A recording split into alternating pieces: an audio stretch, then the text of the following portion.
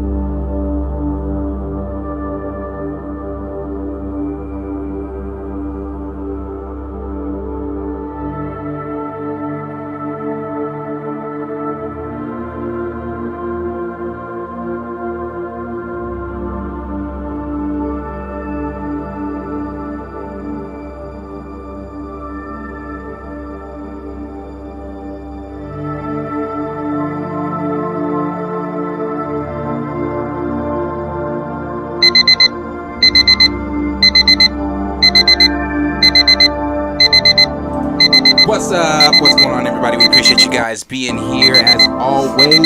That is super dope. We're all sitting back here in the background, sitting talking, watching the number go up as, you know, the countdown was going down. And I'm just sitting here like, that's wild, bro. Because if you go back to... Motherfuckers wasn't watching us a month ago, Not that long three ago. weeks ago. Yeah, three, honestly. Maybe last And 2 weeks ago, a week ago. Like 3 people in the chat when we would start live. So no, but the love is definitely real. It's appreciated so much because it is. We give it all back. Honestly, we really do. I think you guys, this channel and everything is one of the first things I think about. If not all day, I'm thinking about, you know, just the community that's being built, the friends that are being made. So it's dope. It's dope. We appreciate it. We appreciate you guys being here. So. Shout out to everybody that's here. Asher, I saw you in the chat early. Stamina was the first here. Appreciate you being here, bro. Always with the final approach landing. Back on Planet Fanatics, London calling. Appreciate it. We got Gray, said what's up. Appreciate you being here. Black Claw 2. D Stizzle, see you in here. DJ F and Nice, I got it right this time. We see you here. Planet Poppy, got you in here. Appreciate all you guys. Paul the True Believer, appreciate you being here. He said, boy, oh boy, that Ryan Coogler interview was crazy. SMH brother really needs some time away from this project. Woof.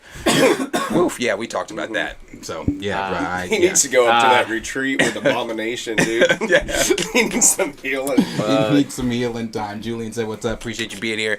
Andrew Ware, appreciate you being here. Kellen said, where are you guys from? We are in Oklahoma, but we're in Planet Fanatics. Yeah. We're at a whole other planet. Oklahoma. Just a whole bunch of goofy niggas on this planet. Kellen, how was your day? It was pretty decent. I'm just pretty excited because we got God of War Ragnarok coming out this week. So that's huge for me. I'm really excited about that. There's big UFC fights this Saturday. Unfortunately, we all got to go to a funeral on Thursday. That's true. Other than that, it's been true. it's You been wearing fast. white? You wearing white? Oh, I mean, no, nothing else to do. No other way to go, there's right? no other way to go about got it. to, Like we got obviously have to mourn again. Yeah, bro. I mean, know? and we'll share that experience together. And because like you can teach me how to mourn. Because I want them to teach me. Because when I was driving here and I was dodging talking raccoons and shit, you know, because it's the real world. You know, world outside our I window. swore on my way here this tree was talking to me. Bro. It That probably nigga was. started talking to me. I could have swore he... Yeah. And he said 3 words. I was like, hey, go ahead about your day, buddy. I'm just trying to get my white garments. I'm gonna wear my white nights. I'm gonna wear the white nights to the premiere. We're just gonna have to worry about like you not getting kicked out the theater. I'm pretty sure. It's like our main thing. I'm gonna try my best to be chill. I'm telling you, bro. I be chill. Low key, I want the seat next to that nigga, bro. That's gonna be the funniest. We're all gonna have our phone ready. Seat in the to theater, world bro. star The that seat shit. next to Darius. I swear to never God, be invited I don't back want to food, the popcorn, warren. because he might You're like, spill you got some shit. recording in here. We got pictures of your faces on the wall. We know about your planet. We don't want fanatics in this theater. We know about you. Recast, no, just get out. Once the merchers pop in, they're gonna be turning people. None of that. Oh, you're one of them? Yeah. That is so This be funny, a problem. bro. Q, how was your day? You know me, same old. Watching sports. Won my fantasy game for the week. Got another big week coming up in that. Because if I don't win out, I don't make playoffs because I started bad. So that, and then, just working, same old. Coming over here, streaming. Enjoying life right now, though. Ain't nothing been bad. Yeah. Yeah, my day was another day, another day at work. Nicholas Jenkins, appreciate you being here, bro. He's back at it again with another live. Yeah, it was just another day. Like I said, like we were talking about before we came on, I tried today to re-listen to to Drake's new album, and I came out the same way. I just again, like we said, I just feel the presence of 21 Savage is so unnecessary. Yeah. It is so unnecessary. It's as unnecessary as the tattoo, to be honest. Yes, bro. Like I said, there's it's not a knife. It's a cross. Can we be honest? Like he keeps being like, it's a knife. It's like, it's not. It's a cross, and we don't know care why about it's the there. NFL. I'm answering comments. Yeah, bro. I don't know. So yeah, but we have. I don't know. I was excited for a Drake album, more or less the 21. You know, I could have done without. You know me. I support all my light skinned brothers, so I just would have liked to see more Drake. You know. I mean, he was on the wrong side of the revolution. When that British nigga came on, just that red coat. I'm just not the biggest 21 fan. Not me. Me either. I mean, he's alright. I like some songs. But, you know. But we do have things to get into with you guys this evening. One of the things that we are going to talk about is Owen Wilson is going to be reprising his role as Mobius. Mobius, sorry. I called that man Morbius. Mobius. And, what did he do to you? in Deadpool 3, and it's actually sounding like it's going to be quite a big role that he's going to be playing in the film, which kind of alludes to some of the things we kind of hyped or speculated for the film. So we'll talk about that. We're going to talk about Nate Moore doing an interview with Screen Rant where he was asked about the Xmen and Xmen and Storm specifically. And we're going to get into the quote that he said and some of the things that he said about just what the Xmen are going to be. How they connect to Wakanda and how excited that he is. Oh my God, we got a super chat. What the fuck? Thank you, Paul, the true believer. That's really dope, bro. He goes, guys, I'm not even going. I'm gonna be waiting for y'all's true review. First of all, get that to you. We appreciate the super chat. Review. That is super dope. We do appreciate that though. Yeah, definitely. Yeah, thank you. For those of you that don't know, we are going to be here live Friday at 6:30 Central Standard Time to give you our real 6:30. We will not be late. Yeah, Friday. We that is an important stream. I'm saying it now. 6:30 Friday Central Time. Yeah, we'll be there and giving you guys our review for sure. Appreciate that again, Paul. But we're going to talk about what Nate Moore said, and then we're going to talk about the Wakanda Forever reviews that have come out. You know, people get to now go and give their full review, and we're going to get to those. They're interesting. We're going to get to those. So, first thing that, like I said, we'll get into is that Owen Wilson is coming back as Mobius. And I think when we all saw the trailer, or not the trailer rather, but the video that Ryan Reynolds put out with Hugh Jackman announcing that Hugh Jackman was going to officially be back, and then the other video that they put out where they muffled their voices and, you know, everything that they were saying, I think that I was already excited for Deadpool 3 just because Ryan Reynolds now gets to do that exact same thing, but in the MCU. So that's what I was excited for. But obviously, Hugh Jackman coming back amped everyone's excitement for it. Yeah. And then the speculation that was around that whole thing. That, you know, what is this film going to be about? What do you think that, you know, the plot could lead into? And one of the things that we did say that it would be multiversal stuff, messing with timelines. Right. Multiversal messing with timelines.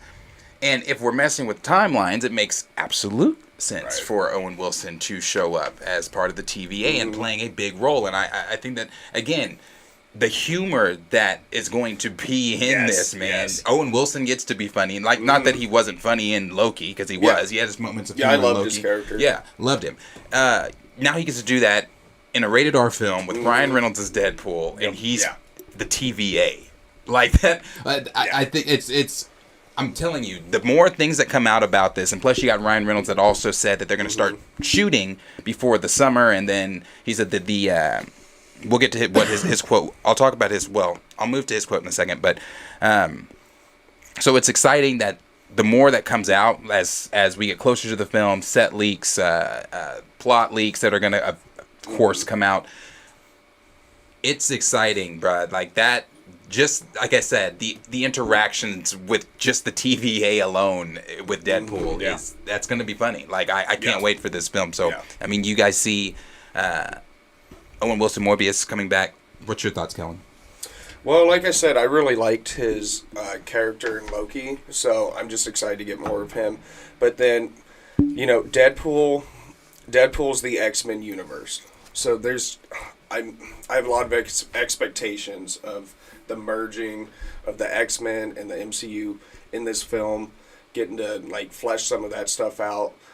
Owen Wilson's been in some like great comedy movies. Like I'm expecting like some Zoolander references from Deadpool, like Meet the Fockers. Like, it's just there's so much like comedy to be accessed there, and then also on the other hand, tying into the MCU and the TVA, there's just so many more characters that Deadpool gets to play with. Right. And I names that he can say. Yeah. So it's just exciting, and the more that we are going to tie in, Fantastic Four, X-Men, Deadpool, all these kinds of things, and it's just going to get bigger and bigger, and people have been getting upset and sleeping because y'all must have forgot, Right. Like, lackluster Phase 4, dude, we got all this shit coming.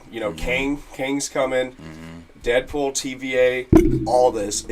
It's all going to Secret Wars, and I can't wait. Yeah, I'm excited for it. I'm excited for it, too. Q, what's your thoughts? What's introducing Owen Wilson and everything and announcing that Mobius is going to have a big role is one thing that excites me, because one of my, if anything, the only thing I liked about Doctor Strange was the fact of how much they included incursions and everything. And so if how we were talking about, because we've been talking and speculating for a while that it'd be a multiversal thing of him just going around causing incursions and stuff. And so, I mean, that's kind of what we can assume, that he's kind of just going around causing different branches and timelines, maybe incursions, whatever he's doing. So it kind of just excites me to see that, like, that side of everything the MCU is starting to take off and everything, and that we're not actually messing around. Like, we're getting into this mystical, multiversal, actually starting to jump into it like we thought we would with Multiverse of Madness. And so I just hoping... There's so much to... I don't think it's going to be a bad movie at all. It's just so much to... like Deadpool's entrance into the MCU, but then we're getting that with like he has his opportunity to be the humor and everything, but then it's like he's being introduced in such a serious part of the story. It's his story's going to be so critical that like I just hope they balance all that out right. But it's Ryan Reynolds, and he basically does what the fuck he knows how to be Deadpool and he's everything. So that's not. I was gonna say that's not an issue like we have to worry about. That's just one that we would bring up. It's just not nothing to worry about though. Yeah, I feel good in his hands. That's a good point there too. So this is what the direct said about it. It said, while nothing has been made official yet, Wilson is said to have a big role in Ryan Reynolds' MCU threequel, following his return to Disney Plus in 2023's Loki season 2. So we're gonna get Loki before Deadpool, right? That's how I take I believe so. Yeah. I'm gonna say, because it does. I was gonna say that's the only part that wouldn't make sense to me of how we left off with him on season 1. But if we get more of him in season 2 and everything, because where we ended with him in season 1, that particular Mobius didn't even know who Loki was. We were basically introduced to a whole new Mobius. Yeah. Or so Loki was. It'll be pretty interesting. But like I said, as always, let us know down below in the comments what you guys think. What you guys think about Mobius, Owen Wilson coming back in the MCU, and not just in Loki season 2, but for Deadpool 3. And what do you think that means for the wider MCU? Are you ready for the humor that could come from? Again, we already know the humor that's coming with Ryan Reynolds and being able to play with everything that he can in the MCU. So let us know down below in the comments what you guys are thinking about that, and we'll move. Actually, let's see. What are they saying? Andre Ware said, I saw a video that said Deadpool will finally kill the Fox universe. That is something that everybody has been speculating on. I mean, isn't Professor X dead from Fox universe? Deadpool. If you remember, he's dead already. If you remember from Multiverse of Madness, God, my gosh, man, Multiverse of Madness, there were so many leaks and man, it was so much. But if you remember, one of the post-credit scenes was Deadpool. It was supposed to be Deadpool, Cable, and Domino showing up in the 838 universe, and they were going to see all the Illuminati's bodies there and everything like that. And then Ryan Reynolds' Deadpool was going to make a reference to Charles Xavier dying for the 3rd time or something like that. So I wouldn't doubt that he could make jokes about it. And actually they could do that. I've not heard I mean, we don't have a plot or anything for it yet, but that is something that a lot of people have been saying. Yeah, makes sense. What's anybody else? Stamina said Deadpool and Miss Minutes will be a head wrecker. And That would be funny. D. Steezel said Deadpool kills the MCU. And Stamina said Deadpool kills Nate Moore. We can dream. And then D. Steezel said Nate and Ryan are first on Wade's hit list. Okay. And then DJ F and I said, I love how Ryan Reynolds understands Deadpool, but I don't understand how Chris Hemsworth doesn't understand Thor. You know, this is what I will say on Chris Hemsworth not understanding Thor. I think it's kind of like I said yesterday with T'Challa and Chadwick. I adore Thor in Infinity War, Ragnarok, End of Endgame. the end of Endgame, Yeah. the beginning scene when he cut off Thanos' head. Right. Yeah. I adore Thor there Yeah. because I think he, when written correctly, Yes, it's all about the writing. when written correctly, he does what needs to be done. That shit we just watched though, nah. The problem is that Hemsworth loves acting comedically. Like, he's in interviews said that that's his favorite kind of movie to do is a comedy. Mm-hmm. And so then when you get him liking that and wanting to pursue more of those roles on top of what's his name, Taika, it's just gonna Yeah, I mean, deviate from who the character really is. Before you go, shout out Paul, the true believer, again with a $5 super chat. damn, Paul, thank you, bro. And he wanted Wow. to know if Hugh will be our Wolverine in the MCU going forward. That I don't doubt. believe so. Yeah, I don't No. see that being the case. I don't believe. I feel like he's not going to just start off in Deadpool. I feel like it's going to be like Wayne going back to the Fox universe or something and grabbing him or wherever he ended off in Logan or some shit. Hugh Jackman actually talks about this, kind of. I think this is a completely different a completely different Logan. Just like because- a variant or some shit. Like he's playing because that makes sense. the character that he said he's playing is a much angrier Logan than we've seen on screen. So it has to be a variant of him, and also that he's going to be wearing the 97 uniform. So it's gonna be, like I said, it's gonna be interesting. It's gonna be interesting. Shout out Paul, the true believer, again. Yes, we sir. appreciate that. Thank you. But D. Steezel was talking about the Thor conversation. He said Chris said he got tired of playing traditional Thor, meaning he'd rather be himself. Right now, see, that's where I was about to allude to. I don't mind the Ragnarok. Yeah, The Ragnarok that was just humor? enough. That was well balanced. Yeah, the Ragnarok humor, I don't mind it. It was fine because Thor Ragnarok is I switch. I go back and forth. Here's my I question. think it's like in my top Whose 4 idea for sure. you think it was to show his ass in Love and Thunder? That I don't was know. It could have been 100% his idea. Could have been a joint effort. I think that was Yeah. 100% his idea. Like, if y'all do that, it'll be funny if y'all just pan the camera to my butt real quick or something. I have not. I saw that movie in theaters, and we all know how I left. I saw that. I tried to watch it again after the 45 days, and I turned it off. That's just not a movie I will ever revisit. It's not. Can't do it. Stamina said that Chris Hemsworth just needs to relocate the balance. Infinity War Thor is peak Thor, even for this normie. Infinity War, he was great, man. My favorite go-to scene in Infinity War is I have a lot, but that one I think is my favorite, one of my favorite ones.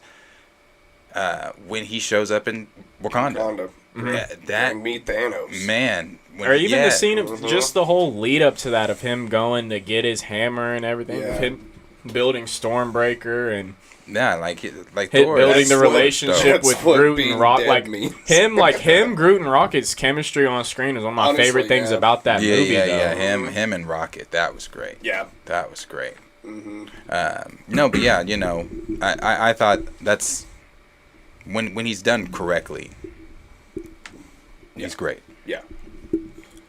Stamina said Jackman is a one and done. This is the last hoorah for him. Yeah, no, he's not going to continue on do anything.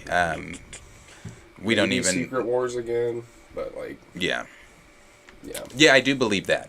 I do believe that. I strongly Yeah. believe. I think it'll be a He will be handful back of for, cameos, Secret Wars. and then we can retire the role and not let anybody else play Wolverine, because that's what they typically do. And that's what we'll do. Gray said Love and Thunder was Taika on steroids. It was awful. Oh yeah, just in turn that Awful. too much comedy. Yeah. They gave him free reign. And it wasn't even Yeah, comedy. the Too inmates much were humor, running the asylum on that one for sure. ADCTW said, I feel like Thor Love and Thunder should be a serious movie between Jane Foster and Thor Love, heartbreaking serious movie. I said that. You know the exact I feel scene like there's- when he goes into the hospital and Yeah. Punches the vending machine. Yeah, he punches the vending machine because he's so hurt. And I said this in our review. He's so hurt that he's a fucking god and he can't save the woman that he loves. So he's out there, tearing shit up, but then comes in and makes a joke. I'm like, no, that should have been that same moment that she should have been able to see. Like, okay, he's really, like, he's hurt. I'm hurt. I'm hurt that you're hurt. You're hurt that I'm hurt. Yeah. And that should have just been I don't know, bro. I could have, but Taika wanted to come in and, like, Haha. he said he's not doing. He's not doing Thor 5, but there was more to the quote. He's not doing Thor 5 because of the kind of some of the negative backlash. But good. That was the point. Yeah, That was that's why the point of good. the negative Why you got backlash. I was sent about to out. say it. Bullying and And moderation I is feel a weird saying that too. key thing of life. I feel Got weird it, saying everyone that back. because it's like Just I in the the more same you- breath I say Ragnarok is amazing and Oh, it was so good. with what he did there, but at the same time he just didn't have that full. Because if you go back, there's an interview, you can look it up. There's an interview with Kevin Feige on the red carpet where they asked him about the film. He said it's a Taika film. I don't know. Yeah. Look it up. Yeah, I remember you playing that. It's a Taika. They gave him just so much free reign. They did. Yeah. And D. Steele said the comedy with Thor should come from him, from being himself interacting with mortals on Earth, cooking all the food at Avengers Mansion, and Jonathan Hickman's run was a good example of that. Yep, because anytime that he interacts with people of Earth, it's always comedy. Yeah. Yeah. Because the way Like- that his customs aren't our customs, Yeah, his ways aren't our ways. So that's what it's like every time.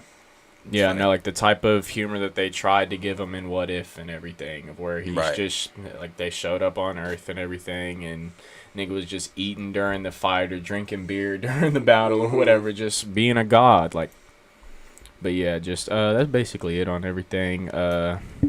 Stamina said he was replying, he said either Jane or Gore would have been great, but by having both of them, everyone got shortchanged, including us. Yeah, big time. But we're going to move to the next topic here. And the next topic is going to be Nate Moore. And Nate Moore did an interview, like I said, with Screen Rant. And in that interview with Screen Rant, I'll just go ahead and read that first before we get into anything.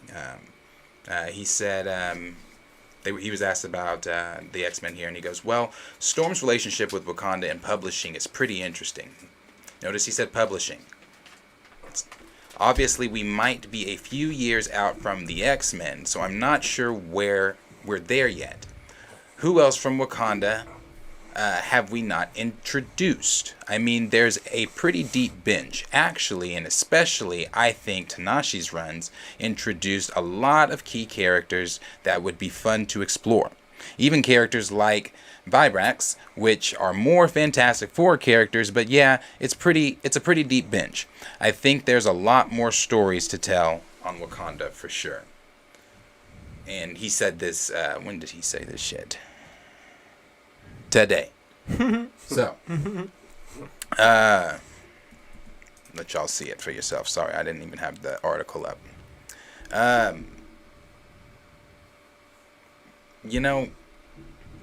People have been wondering for the longest, where's Storm? We want to see. Well, it's not for the longest, but especially as we've gotten more closer to the X-Men and the X-Men's announcements and things like that, we want to see a proper Storm. Not, I was watching a live stream. I was watching a live stream, and they were talking about Storm got brought up on their live stream, and they said, I think it'd be sick if Halle Berry came back. And I think blah, blah, blah, and somebody mentioned, well, Halle Berry's not great representation for the, like, what do you mean? If they can bring her in, give her some more acting direction, she can do an accent, they can darken her skin if they want to, or if not, she can be. I'm just sitting here thinking to myself, what the fuck? They can. Yeah. A whole lot of they can this I'm and like, that. and I'm, you get someone who could just, my do a nigga good trying job. to build a bit. Yeah, that's really what it is. I'm like, I'm like, wow, okay. No, we don't want Halle Berry back. No. We don't want those shit ass fucking results either Yeah. that you were trying to give. Because so no, I'm not even gonna get into Halle Berry shit. But no, we don't want Halle Berry back as Storm. For these 6 months. Now, if you want to bring her back as a variant, do what you want to do. Dust her off and do whatever you want to do with her. Do what you want to do. Toad again, because that killed. Yeah, but That hit. I'm not gonna sit here and say that Halle Berry didn't have.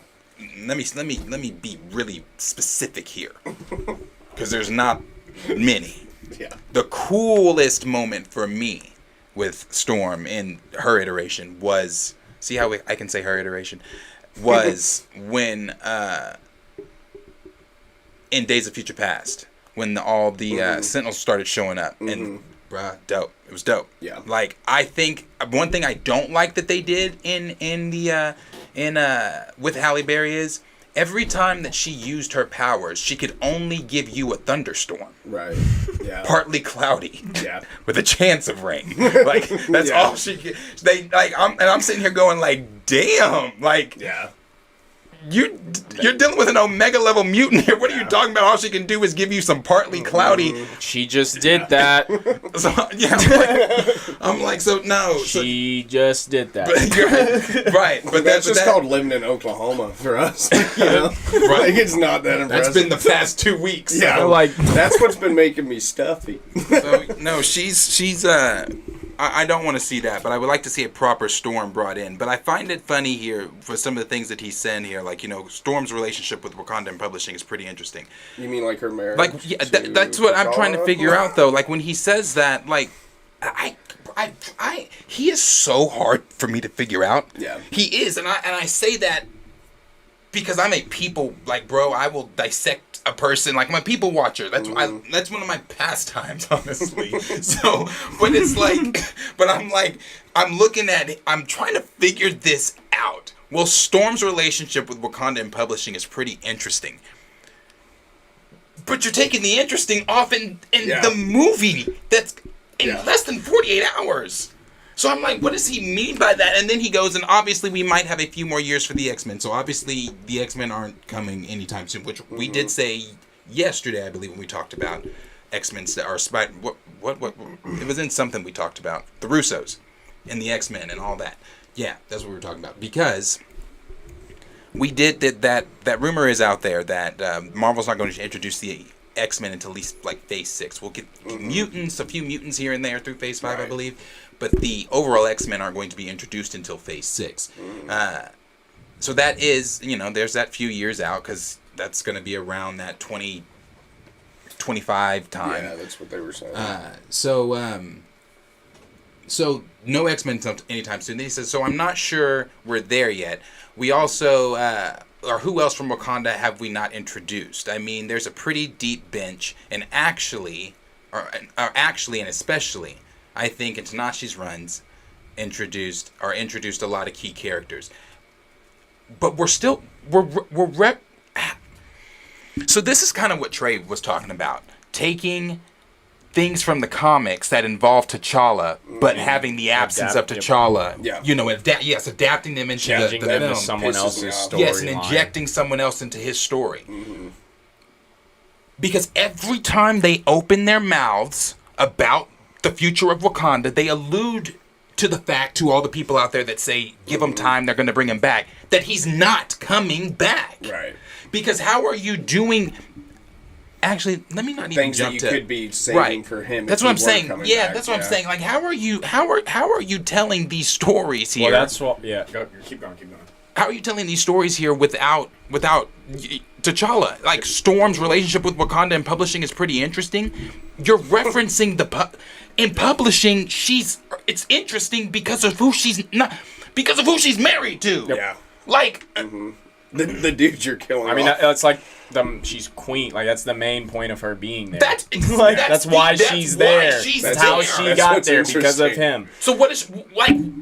Oh, they're gonna butcher Storm's whole story, bro. Again. The main thing I wanted to focus on is honestly the last line where he says, "I think there's a lot more stories to tell on Wakanda for sure." It's like, so he knows, he obviously knows about all these Wakandan stories and everything, but it's just like, I don't know how he wants to tell all these stories whenever he, like you said, when he knows what's about to happen in less than 48 hours. Yeah. And he's talking about there's so many Wakanda stories to tell, but it's just like, he makes it seem like they're about to, after this movie, they're going to still give us, oh, here comes Black Panther 3, here comes Wakanda this, that, here comes this, that, here comes, like, the TV series about, here comes this, that. It's just like... the series. They could introduce her in the series. Again, why she's there and T'Challa's not. Right. You know... That's my... Well, that should never even happen. We've talked about that before. Right. We've talked about the fact that she shouldn't be there if T'Challa's not there. Because people made it seem like she couldn't, because we're having the argument of, oh, like, she couldn't, like, she can handle her own, and she didn't need T'Challa to fight and shit there. It's just, like, the only reason she's in Wakanda is because she's married to the king. Like, she is the queen, yes. Like, she's the queen of that land. That's what they do. And I'm just, like, every time, again, I've said this, every time Namor opens his mouth, you do mental gymnastics trying to dissect from week to week, him trying to cover. Again, I said this, when you tell one lie, you get so confused that you have to keep up with so many of them. Yeah. Like, obviously there's not a lie in here. There's nothing that he's saying that's lying. But it's just the fact that you're talking as if you're not getting rid of... It's so convoluted. It's like he takes an Ambien anytime he's like, hey, do I have an interview today? Let me take a couple of Ambiens, let's get weird. Like, I don't know. He just says things and they don't make sense. It's like he says one thing. He's like, how can I contradict what I just said in that last sentence? Let me go ahead and do that. And then go back to it and then do it again. Like, I don't know. Like, he just doesn't make sense with any of the things that he says. Yeah. And, like, I've been saying for a while, like, we're all going to be pissed off if we see some shit ripped out of the comics and you have his sister doing it, not T'Challa. Like, that's going to be annoying. Like, it was cool in the first Black Panther when we got that scene right out of the comics with the rhino, Mm-hmm. But what if they had Shuri do it? We'd be like, what the fuck, And that's what they're going to do, and they're talking about all these great stories that are still left on the table. Yeah, for you to flesh out with T'Challa, which is the whole point of what we've been saying. He's literally saying we have so much more to explore. That's what the recasters have been talking about. We're saying there's still so much more to explore. We've, barely scratched the surface, but you're wanting to go do it with the people that aren't the focal point. Like, even bringing up the Fantastic Four. Yeah. Mm-hmm. Like, what, bruh? Like this. What is the first issue we even saw T'Challa was in the Fantastic Four. Like, thank you for telling us that you know all the groups and everything he connects to, and how Wakanda connects to everything in the Marvel universe.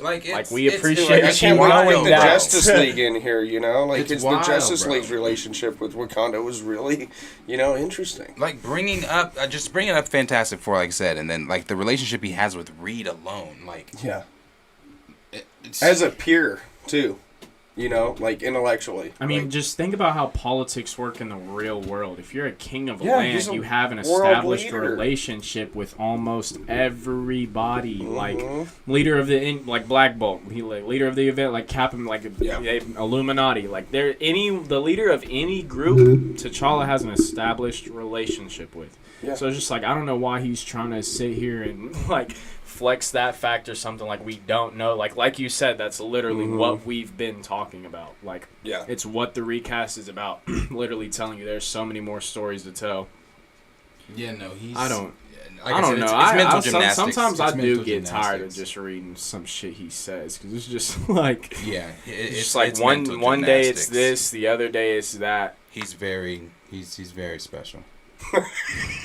He's really a character. He really is. He really is. He's a character. He really truly is. And I never get bored with him either.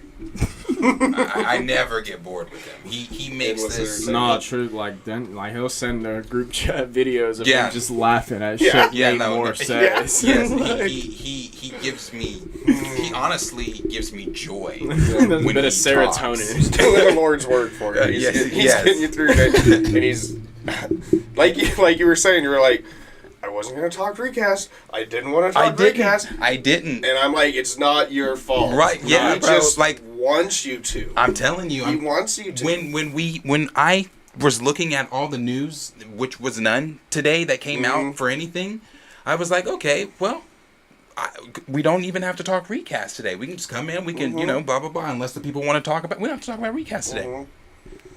Namor opened his mouth. Talk. Namor opened his mouth, and I'm just like, and I knew when he opened his mouth before I even clicked on the link. I said, this is gonna contradict last week. Yeah. And it's gonna contradict the week before. Here we go. Yeah, it's like Here we go preparing for the lie. Here we go. Let me not be drinking anything while Next I week- watch and hear what he has to say. Next week he's gonna say, well, Storm really didn't have that big of a relationship with Wakanda. Now that I look back on it. Well, we kind of figured there'd be some people upset that T'Challa was going to have a funeral in the movie. Yeah. And we've asked, we went back and we know what Coates did and everything in his, but we're ignoring that part. Like, nah, bro. But of course, question is for you guys. What do you think about the whole? And that's something we didn't even really talk about. The whole years. Oh yes, we did. We did talk about years from now. Sorry, Nate Moore's other shit overshadowed the X-Men. So,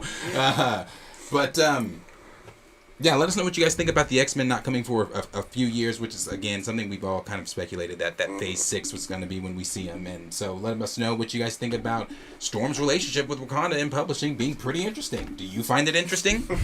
Do you find it... let me know how interesting you find that in the comments down below. What is the... what's the chat saying? We got... Dan the Man's... Dang. JF said, hey guys, been watching you guys since you started the recast. Big fan. Do you think after your viewing of Black Panther 2, if you like the film after its release, would you consider RC directing the third film? I would not consider him directing a biopic of my life. Yeah. I'm not considering Coogler for Secret Wars, any more Black Panther, any Wakanda series, anything T'Challa animated. No. Not considering him for Creed, and neither was Michael B. Jordan. Just not considering him for much right now. I no. But especially after the you saying podcast. everything in the beginning. Yeah, definitely appreciate what you said at the beginning there. Appreciate you being here, bro. Like it's dope when we see comments like that. But no, I wouldn't especially after the podcast. After hearing That's him what I was going to talk. Yeah. Like just his He's still tone, emotion. No. He does not. He needs to get so far away from the Black. He needs to treat Black Panther like COVID-19. Yeah. He needs to He needs like to quarantine for a little Yeah, bit. he need and I'm talking not just you need to never see this person again. The relationship needs to completely be severed. Well, he can't separate his friend from T'Challa, and that's not the person who should be making, determinations on T'Challa moving forward. Like when he said in that, we couldn't imagine nobody being Chad, coming in that role because, that's the guy, and no matter how good the actor or anything like that, that's not our truth. And I'm like, bruh. Like, What we couldn't possibly have another are black you- man in there. I'm like, what are you talking about? Yeah. Like, what do you mean that's not our truth? He's like, that's not, we can't see ourselves telling, that's not a truthful story we're telling. None of it is. There's no purple plant that you can drink and do this, so I'm not sure. So, yeah, bro, it's pretty depressing. Andre Ware said, it's okay if they take time to bring in the X-Men as long as they are comic book accurate or at least as close as possible. I definitely agree with that. I can wait on the X-Men as long as you handle them with care. But when Yes. they do come in, they and I know obviously that's something Feige's really waiting on. That's why he's been teasing it and giving little hints here, hints there. When they do it, it's going to be. I think it's going to be done right for sure. Because the backlash, they know for sure they can't come in. Feige, we trust. Sometimes. Yeah. Raymond said, "Let Coogler make black trauma films with Michael B. Jordan for the rest of his career." DJ F and Nice said, "How would y'all feel if Michael B. Jordan took over the Black Panther role?" We've seen That'd be tough continuity we've wise. just seen so many more people that would play it I think would play it better. Mm-hmm. I wouldn't be opposed to it. But we have seen him as Killmonger already. Not that matters. Mm-hmm. It's just like it's established already within that mythos that he is Killmonger. Mm-hmm. And from my understanding, they're not done with him as Killmonger in the MCU. So I'm not opposed to it, but he would not be my top 10. No.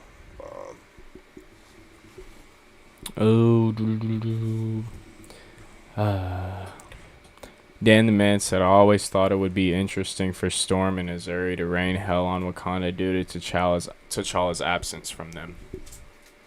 Oh, watch your head! What? Just, Are you good? Why did this shit fall? Dude, that was Nate Moore. Nate Moore is pissed Shout out at Paul the me. True Believer, $2 super chat. Oh. Yes, sir. We gotta put that shit. No, back on y'all, the- that's definitely Nate Moore. Nate Moore is pissed the fuck at me. It's either that Let or, me shut the fuck up. or that's Oh, about what shit. Storm's Halle Oh, my Berry powers God. could have done to us too. So That is so. Man. It's because I watched that shit, and I was just reading this shit, and I watched it like out the I corner saw of my the eye. shadow. I watched that I heard shit a noise slowly. and I was like, I "What's watched that shit slowly just tilt over, and I was like, "Damn, Disney." I saw the shadow. I don't know why that shit fell. I Oh put that my God. Oh shit. Damn, did my Right? fucking Black Panther Yeah, everything Some that was ass. under that shit's gone. did that thing break? Hopefully not. Oh shit, it broke. It really did. Really? It broke. No. What the fuck? Oh, the shit you used the dental glue. Damn, we're sending him the bill. No. Oh. T'Challa. Beep. Every time. BP's he's out for the count in this one. Yeah, that nigga's on IR. He wants him dead. He wants him dead in Black any Panther's form. on IR, bro. Dude, I'm nervous about that comic of mine, dude. I'll put That's that from up later. 1965. That thing might burst into flames. Yeah, Oh, what is happening? recast T'Challa. Anything for that's show. not Chadwick, dude. He's taking him out, dude. That's crazy. There can only be The one. nigga Nate Moore said, "Is that Black Panther?" I don't get that. He's not even happy with Dexter's Lab, That that is like funny. purple version of Black Panther. Yeah, no. He's after him. We definitely got to clip that into a YouTube short or some shit. That is peak comedy. Well, that Trying to was scroll crazy. back to where I was because everyone in the comments asking if you good. Oh yeah, I'm good. Nate Moore can't take me out that easy. I'm good. All right, I'm gonna scroll up back where I was. D. Steezel said T'Challa's friendship with Reed and the Fantastic Four in general is very important to his character. Yes, indeed. Oh, Paul the True Believer sent another super chat. It was $2, and his question was, "What is Storm's connection without T'Challa?" And I think that we again, all yeah. know the answer to that. There's There's not. It's Ambien, dude. It's the only connection, bro. It's not. There's not. Like I said, that's why I think that part of his quote stuck out to me the most. Just Yeah. well, Storm's relationship with Wakanda and publishing is pretty interesting. Okay. It's like, Yeah. I feel like you need to replace that word, buddy. Yeah, like it's just Replace the the fact word that Wakanda with T'Challa. You should have said yeah. pretty hard to make work with what I've done with this. Yeah, bro. No. So. I forgot who it was, but someone had or Hungry Almighty said, "What's your ideal X-Men starting roster?" I'm thinking Professor X, Wolverine, Cyclops, Emma Frost, Storm, Nightcrawler, Gambit, Rogue, Beast, and Colossus. I mean, I like all of them. I do too, but I would think I would go Professor X, Nightcrawler.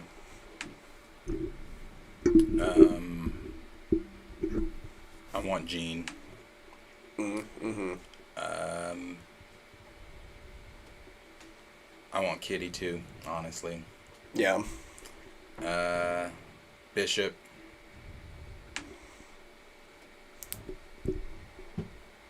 I'm gonna take that Emma Frost too. I know that's really traditional, but Cyclops like. Yeah. And I'm gonna go with also with the Colossus for the bigger, more muscle. Mm-hmm. Yep. Do you want Wolverine in there though? Not yet. Not yet. Not yet. Yeah. Not yet. I want them To be established and then him come in. And then him come in. I agree.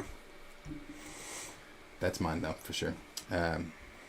Julian said, honestly, a late lore contradicting what he said last week. It is like what Ezra Miller did something every week. Like, oh, what the fuck did he do this time? Yeah. Man, I'm telling you, it's like anytime we put up YouTube on our analytics will tell us which of our videos, are doing this. and it's like These Nate Moore videos are loved. And I was like, because people are always just like, damn, what'd he say now? So it's just. They just love all the love we give to Namor on this channel. We're real big fans of that. Yeah, I am. I'm a fan. Like I said, he is a pastime for me. So Brings you joy. I was gonna say Jubilee. I really was. I was gonna say Jubilee. I was cool with Kitty. I was cool with yours. I think instead of Kitty, I just have to leave Beast in mine. Yeah, I think I don't know would be why the same Beast way. has always been one of my favorite I've always been partial to X-Men. Beast as well. This is dope too. Raymond said in the beginning of this, John Campea had said a great way to honor Chadwick would be to let Michael B. Jordan take on as T'Challa in honor of him, and I think Michael B. Jordan was the only cast member who knew he had cancer. I mean, like I said, I'm not opposed to it. I wouldn't be He's opposed, just not like my we've top said, 10. I wouldn't be opposed to anybody as long long as as they gave us bring him back. T'Challa. Bring him back. Hell, at this point, there's that dude, and I'm not even trying to be funny. I'm not. So, but people are gonna laugh, but I'm not trying to be funny. the dude that's petitioning to be T'Challa, Bro, yes, that fucking video. Byron Smith or Wait. whatever. I think that's his name. Okay, I don't know Sent about me that this. You're gonna need video. to pull this up for me, I think, because it sounds good. at this point, I'll take him. That's not supposed to be funny. The first time I seen that shit, I was just like, Who is this? when the first time I seen this shit, I was thinking the opposite. Though I was like, do we want to recast him if this is Dewey? I'll have to show it to you. Yeah. I'll have to show it to you. Oh wanna my see god. I'm not. Okay. I mean, I'm not even like I'm serious at this point. I would. That's why I Dan- wasn't. Just Q looking down. Made me I just laugh. remember whenever you first sent me that shit, I remember you laughing about that shit, so I kind of just knew where that shit was going.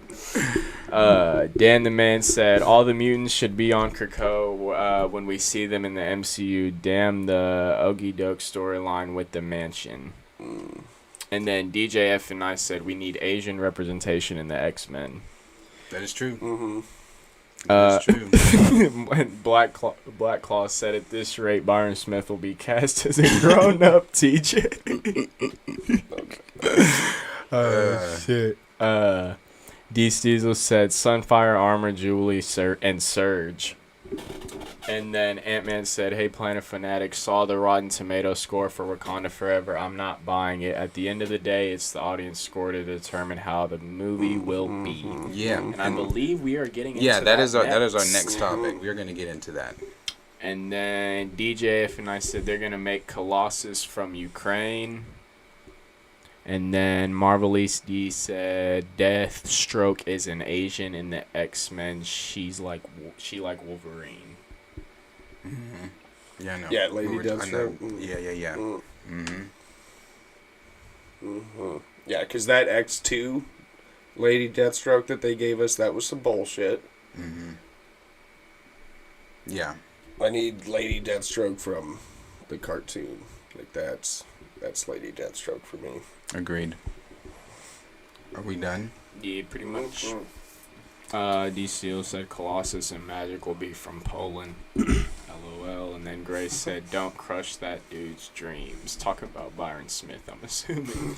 No, that's why I said before I said it. I knew people were going to laugh, but I'm being dead ass. At this point, I would accept anyone. And he was just one of the first people that came to mind because I'm always seeing him petition to be T'Challa. So, but no, I support anybody in their dreams. This is what I'm doing is a dream, you know. There's people, all of you, 53 of you, that are supporting me. So no, definitely not. I definitely knew that people were going to laugh though, and that was not intended to be funny. Let's see. Mano215 said, "Do y'all believe the X-Men and Fantastic Four era can make Marvel hot again?" Yes. If done correctly. Mm-hmm. If done correctly, I do believe so. I think it'll be done earlier, before that. Right. I think what they're doing now is enough to Mm-hmm. make Marvel hot again. I agree 100%. But definitely X-Men enough to sustain however many years they want to keep going before a reboot and everything. Yeah. Mm-hmm. Yeah. I agree. It's like they have endless content if they really wanted to. Oh, yeah. Like, No. X-Men for sure. It's the highest selling. They are the highest selling Marvel comics. Yeah. Mm-hmm. Yeah. Yeah, since the 80s. Mm-hmm.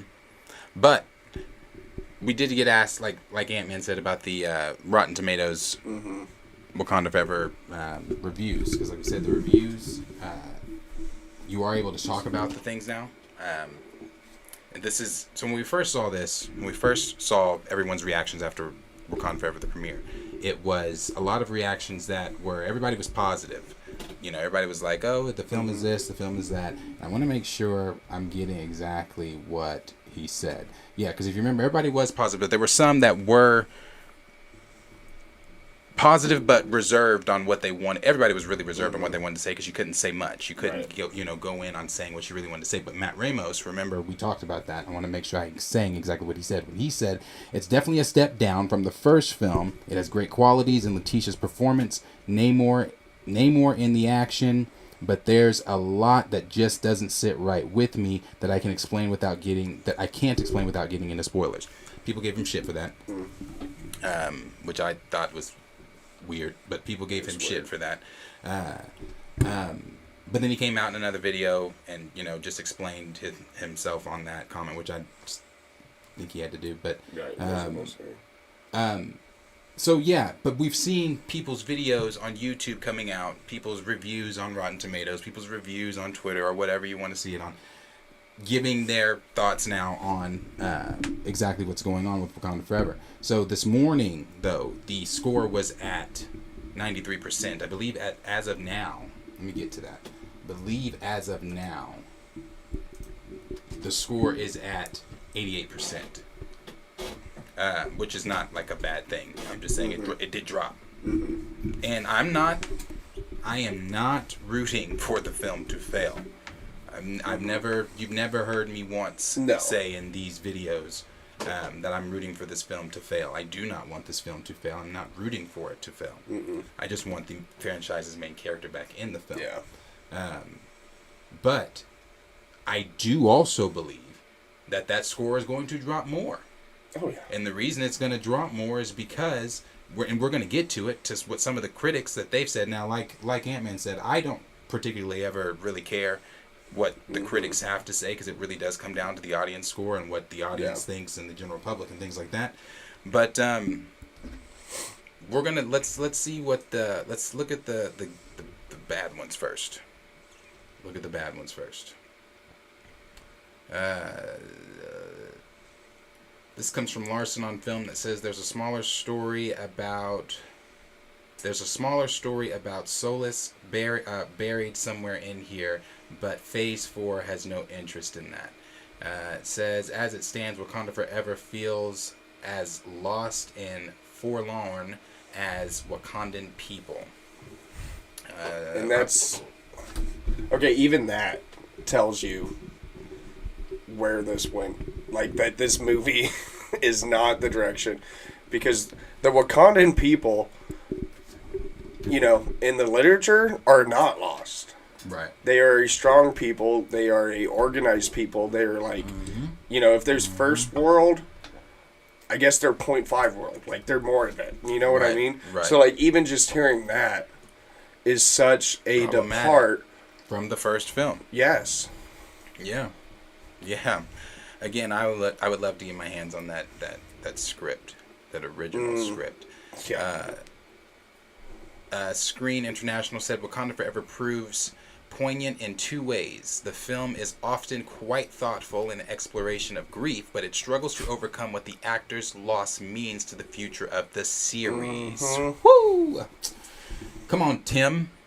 And like I said, I feel like that's going to be how a lot of people are going to start to, when the audience gets in, because there are still average viewers that don't read the comics that are like, wait a minute, you know, how are you doing? Because I know people that aren't, you know, like deep in the comics like that, or you know, but they do know that this is the franchise's character. Yeah. You know, so it's that's the average viewer. When they see that with the audience score is going to be the most telling part.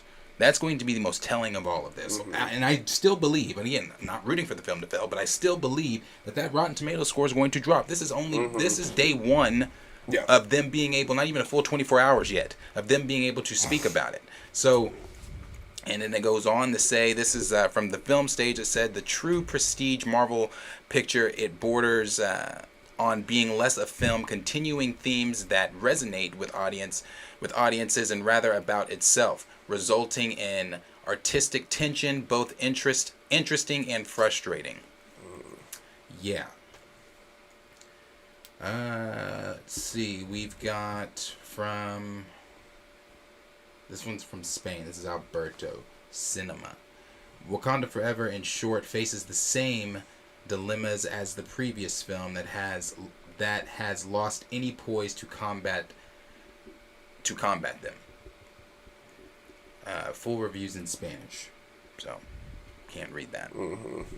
Let's see, we've got Houston Chronicle that said, certainly the film has its high points, but ultimately it pales in comparison to its predecessor. One of the best entries in the field of superhero cinema. And feels largely like a placeholder for the next movie. Well, who said this? Well, Carrie, darling, I hate to inform you, the next one's going to be everyone will be a placeholder until T'Challa comes back. Yep. Unless T'Challa's back on the screen, every single film that they do in the Black Panther franchise is going to be a placeholder. Yeah. So if you felt the placeholder here, you're really gonna hate the next ones, because it's gonna be a little TJ. Jimmy Cage said, Black Panther: Wakanda Forever unfortunately doesn't really come close to its strong predecessor. Is that intimidates? It not intimidates. Shit, I ain't got my contacts. Where you at? Oh, I'm sorry. It admits too far too much and never really gets going in the end. The more than 2.5 hours become a real test of patience. Oh, imitates. Yeah. Wow. So she said the more than 2.5 hours become a real test of patience. That is starting to become a concern to me as well. I saw one critic say Wakanda Forever takes forever. No, like it is like the more I didn't know it was that long. But you want to know why it's 2 hours and 40-something minutes. Well, the other day when you said that, hours. I didn't know. I was thinking it was like 2 hours long. I didn't know about the extra. No, 46 minutes, it's 2 hours and 40-something minutes, and the reason that my opinion, I could be completely wrong, but my opinion is the reason why I think that it's that long and that drawn out and feels like it's forever is because you rewrote something that I'm sure was masterful. Then you came in and you tried to top that with your real life trauma. And I mean, and how long is the funeral gonna be? I was gonna say if you just look at like the details of the movie, it's just like he threw a bunch of random shit together. That's not like Namor. Let's introduce him. Riri. Let's introduce her. Who wants to be Black Panther? You can be, but you're gonna end as it. Dora Milaje, you're gonna get your new suit, and you're gonna get T'Challa's gonna get a son. Like it just sounds like a bunch of made up shit. If I'm being so honest, and that's what sucks about it. It doesn't even sound like he actually sat down to think like, how can I actually make a different script if I'm gonna rewrite it. It sounds like he was just like, well, I know Chad and I talked about Namor, and so I know he's gone now. We're gonna give him a funeral in there too. They talked about introducing Riri. She's a black character, so I'll throw her in there as well. It's just like I feel like that's what he sat down and did. Yeah, basically. Yeah, no, I agree. This comes from Detroit News that said, after a hearty start, the film sputters in the second half, dragging through its bloated runtime and its way to its at once overblown and underwhelming finale. Ooh, not an underwhelming finale. Not an underwhelming finale, Adam. So Adam Graham said that it's an underwhelming finale and it drags on through its bloated runtime. I'm telling you, it's because you're doing, again, like old girl said, placeholder. It feels like a placeholder because you're dragging. You have to find some way to drag out Chad's death. I don't know any other way to put that. You have to, they have to drag out a story that they went and changed because it's not the original story anymore. Like, he doesn't, and what should have happened is he didn't have his story anymore because he decided he's not going to recast, so he just shouldn't have done it. It's just how it should have went. Like, he shouldn't have went through the struggle of rewriting a random script and then hoping it would hit, because there is the chance that nobody likes the movie. If I'm being like, there's a chance of that it gets rated lower. Like, there's a chance of it being rated as low as Eternals or some shit. Like, it probably won't be, just because we know of everyone loving Chadwick Boseman and stuff. So some people, they might like it and everything, but there's a certain degree of fear too and intimidation. Like, you can't. But that's my thing though. It has potential to be bad. Yeah. Like, oh well, here's the thing. Like I said, when it comes to my opinion, I don't quite give a fuck what the next person has to say about my opinion. So there is no fear. I know what you're saying. Yeah. But for me personally, there is no fear or intimidation when I sit down in this chair and say what it is I want to say. What did I say before we started? What did I say before we started filming? I was like, I got a feeling this movie's gonna fucking suck. It's just I feel like everything. Hollywood, like established in Hollywood, I feel like there's a certain degree of pressure that it's if you talk out about this, like almost like you're gonna be shunned from the media. Yeah, almost speaking down on a funeral. Like, you're really speaking down on a funeral or some shit. Yeah. Like when we came in here last week and we talked about Cleo Thomas, Madame Zeroni's grandson. When we were talking about him, I still say that was rehearsed. Yeah. Like that, they don't want to put anything negative out there because they want everybody to be so brainwashed and desensitized to reality that Chadwick and T'Challa are not the same person. They've got everybody at Marvel Studios confused and brainwashed, so now they need to do that to the general audience. They need to do that to the public, and so far, they've done a pretty damn good job at it. Because there are a lot of people that are still, like, yes, you have your few people that are out there, of course, that's in the recast space, but there are a lot of people out there that are still just like, oh no, like, he is T'Challa. And that, bro, again, I know we say this every time in these videos, but that's just that's so weird to me that you look at, in any role, this is me personally, in any role that I've seen Chadwick play, I don't see him And I'm not saying that because of what he said. I'm not saying that because Roland Martin read, you know, the text between it. That's not. So don't hit me with that. When I saw 42, brother, I saw Jackie. Yeah. When I saw Thurgood Marshall, I saw Thurgood. Same thing with James Brown. Yeah, Same thing with Ma Rainey when he when he played the role that he played there. Like I didn't see Chadwick there. Yeah. It was a completely different person in that role. Yeah. That was a completely different role than any other role he's played. So it's like, no, like it's the fact that you're immortalizing this person to this character, it's strange, and it's not just strange. It's borderline strange. Not even.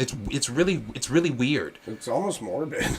Yeah, you know, it is. I don't know why they just are like, anytime they're like, oh, the scab's starting to heal, it's about time we pick it open again. You know, like, that's all they're doing. My thing is just like, there's the people who are like, y'all will eventually get him back. Like, y'all know that he's gonna be eventually recasted and stuff. But then it's like, with all the talk of Nate Moore and all the celebrities coming out of, we want Chadwick immortalized as, it's just like, there's not much hope from their side. It's just like we're hopefully wishing that we get him back eventually, because like from the sounds, from what we've gotten from Marvel, they have no plans of ever recasting him. It's like they know they might do it. I was gonna say they know that they could do it sometime in the future or whatever they want to do, but it's just like you said, with Coogler there, everything they've come out with just the interviews of immortalizing and switching it into a mantle now, and how they're just talking so off script of source material. It's just like, I don't have hope to see T'Challa on screen as much as I want to. I don't have hope to see him again, just because I know how Hollywood works. I know it's not the most important thing to them. Like, well, because you know they're making Wonder Man black, so like we're good now, right?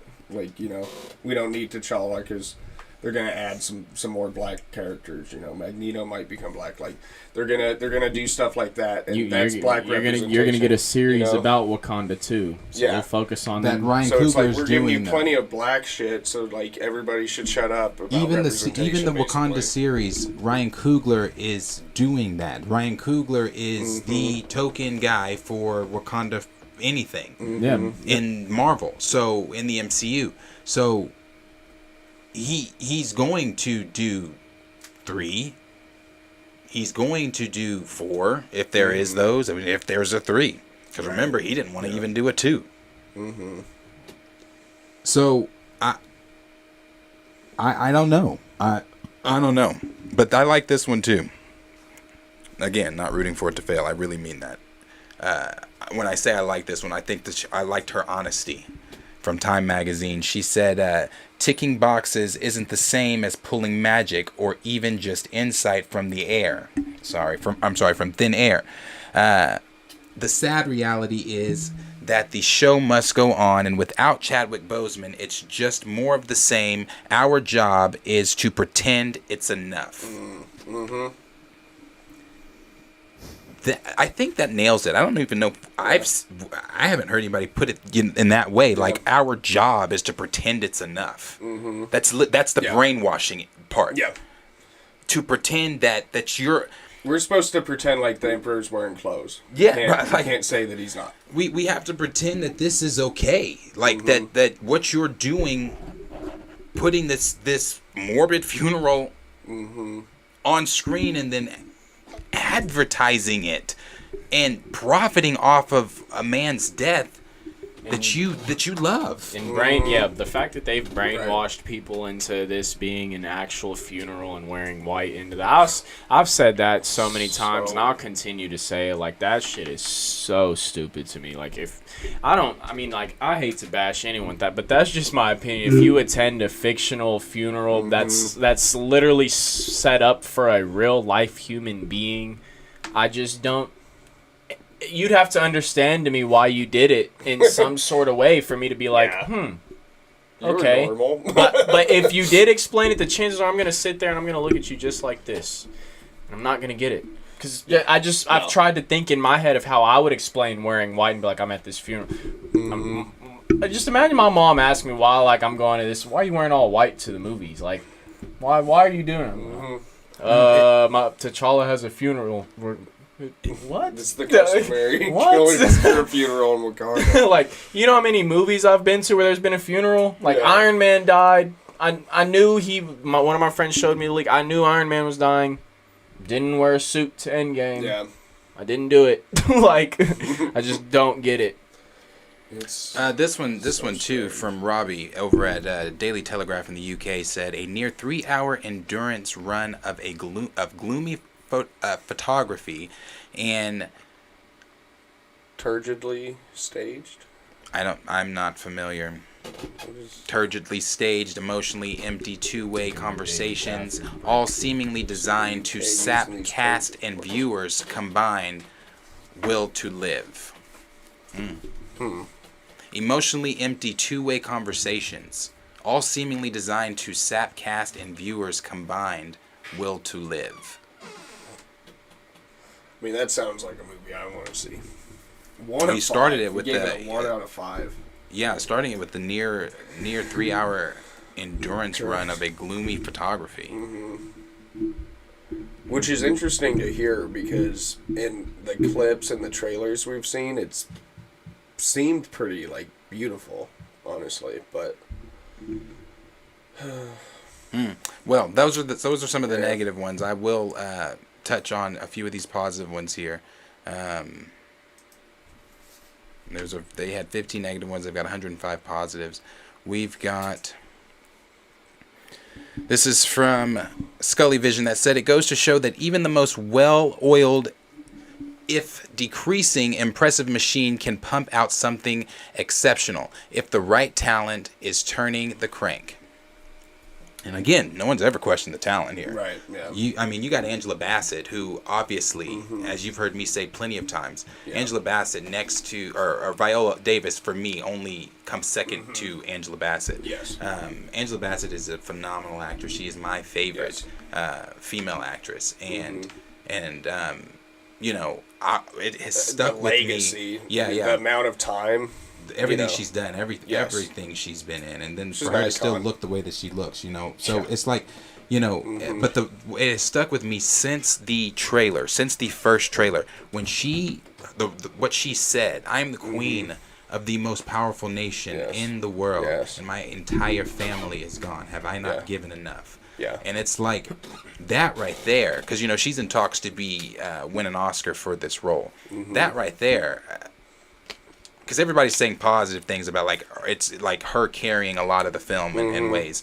I can see that. And I'm like, of course she's in talks to win an Oscar. Like that dialogue in that That's trailer. why I can't wait to see her facial expression while she's set, because in the trailer it's just her dialogue over some shots. We haven't seen her actually saying or what moment she says it in or anything. So it only zooms in on her at the end when she's saying.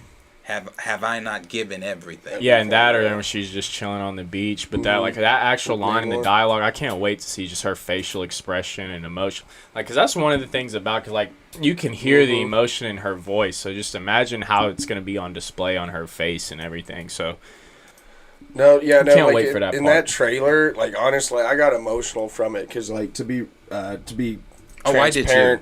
Within the last year, I lost my sister, and it really, even just her saying that, and that's even partly why too. It's I'm not looking forward to going and seeing this movie, because it's I did actually go through something like that within the last year of losing a sister, right? And it's I don't want to go. I like going and watching Marvel because I've loved this shit since I was a kid. I like getting to escape a little bit, but instead I'm gonna go see. Chadwick die again, and it's a family member and see the family, and then I'm going to have, it's just what's the point of bringing up trauma for people in fantasy? It's just, it's an odd thing. I feel you, and that's something. But it's not even my fault. It's not even the fact of bringing it up, because it's we can go to the movies and accept characters dying. Yeah. But it's the fact of highlighting it and making it a point of emphasis and recirculating something that's really real that we've already kind of lived through. Us as it's like not only us as black people, but everyone who loved movies. Like if you loved actors and paid attention to movies, everyone adored Chadwick Boseman. From sports play, everyone, they loved him, and so it's just like we all already know, we already mourned his passing, and that's kind of, we're not this what we're doing. It's not like mourning T'Challa's passing. I feel like we're going to mourn Chadwick Boseman passing again, because that's what the director wants us to do, right? Because he wants to make this a movie for his brother, not the character. Like, and so that's why it's kind of like, can't separate during that whole movie, I'm gonna be thinking of like how emotional it actually is that Ryan Coogler actually rewrote his friend's death. Like, that is some sad ass shit to think about. Like, really though, that is some sad shit to think about, that he wrote his friend's funeral into a movie for the world to see. Like, I just don't understand that, and and when I'm watching it, I'm not gonna understand. It's some sad shit to watch. It's gonna, I'm gonna be honest, I might tear up, I might cry watching that funeral, just simply because the things I think about, like, I tend to just overthink and think about just stupid shit, and it's like, I'll think about what people had to go through to write this, or just like his actual passing and stuff like that. It's just, I don't get it. The whole fact of highlighting it and making it a point of emphasis, like they want us to relate to the sad part. Like they want us to relate to I've lost everything. They want us to relate to that. They always do with black characters though. You know, it's like it's the only, you know, we only get so many roles, like so many situations on screen, whether television or in movies, where it's like it's not just constant black trauma. And like I see it, but I can only imagine, like, for you guys, like what it's like to like just be like, are those really the only stories that get greenlit in Hollywood? Or like, you know, slavery films, or films about, you know, thugs and like, you know, boys, like all this kind of stuff, like, and then you have a character like T'Challa that is the complete antithesis of that, and because a man died of cancer in real life, that just ends, and there's no longer that representation of someone who's beyond all those tropes, who's beyond all those things like they want to highlight outside. It's like, can we not, you know, lift up a black character? And can we not handle the death of a black character the same way we handle every other fucking character in every other fucking franchise? It's just so blatantly obvious. Yeah. And it's just maddening. Well, it's like I said, that's what Marvel wanted from the beginning. Profit off of his death. It's really gross to me, honestly. We've seen so many different people, you know, just sitting here reading some of these people's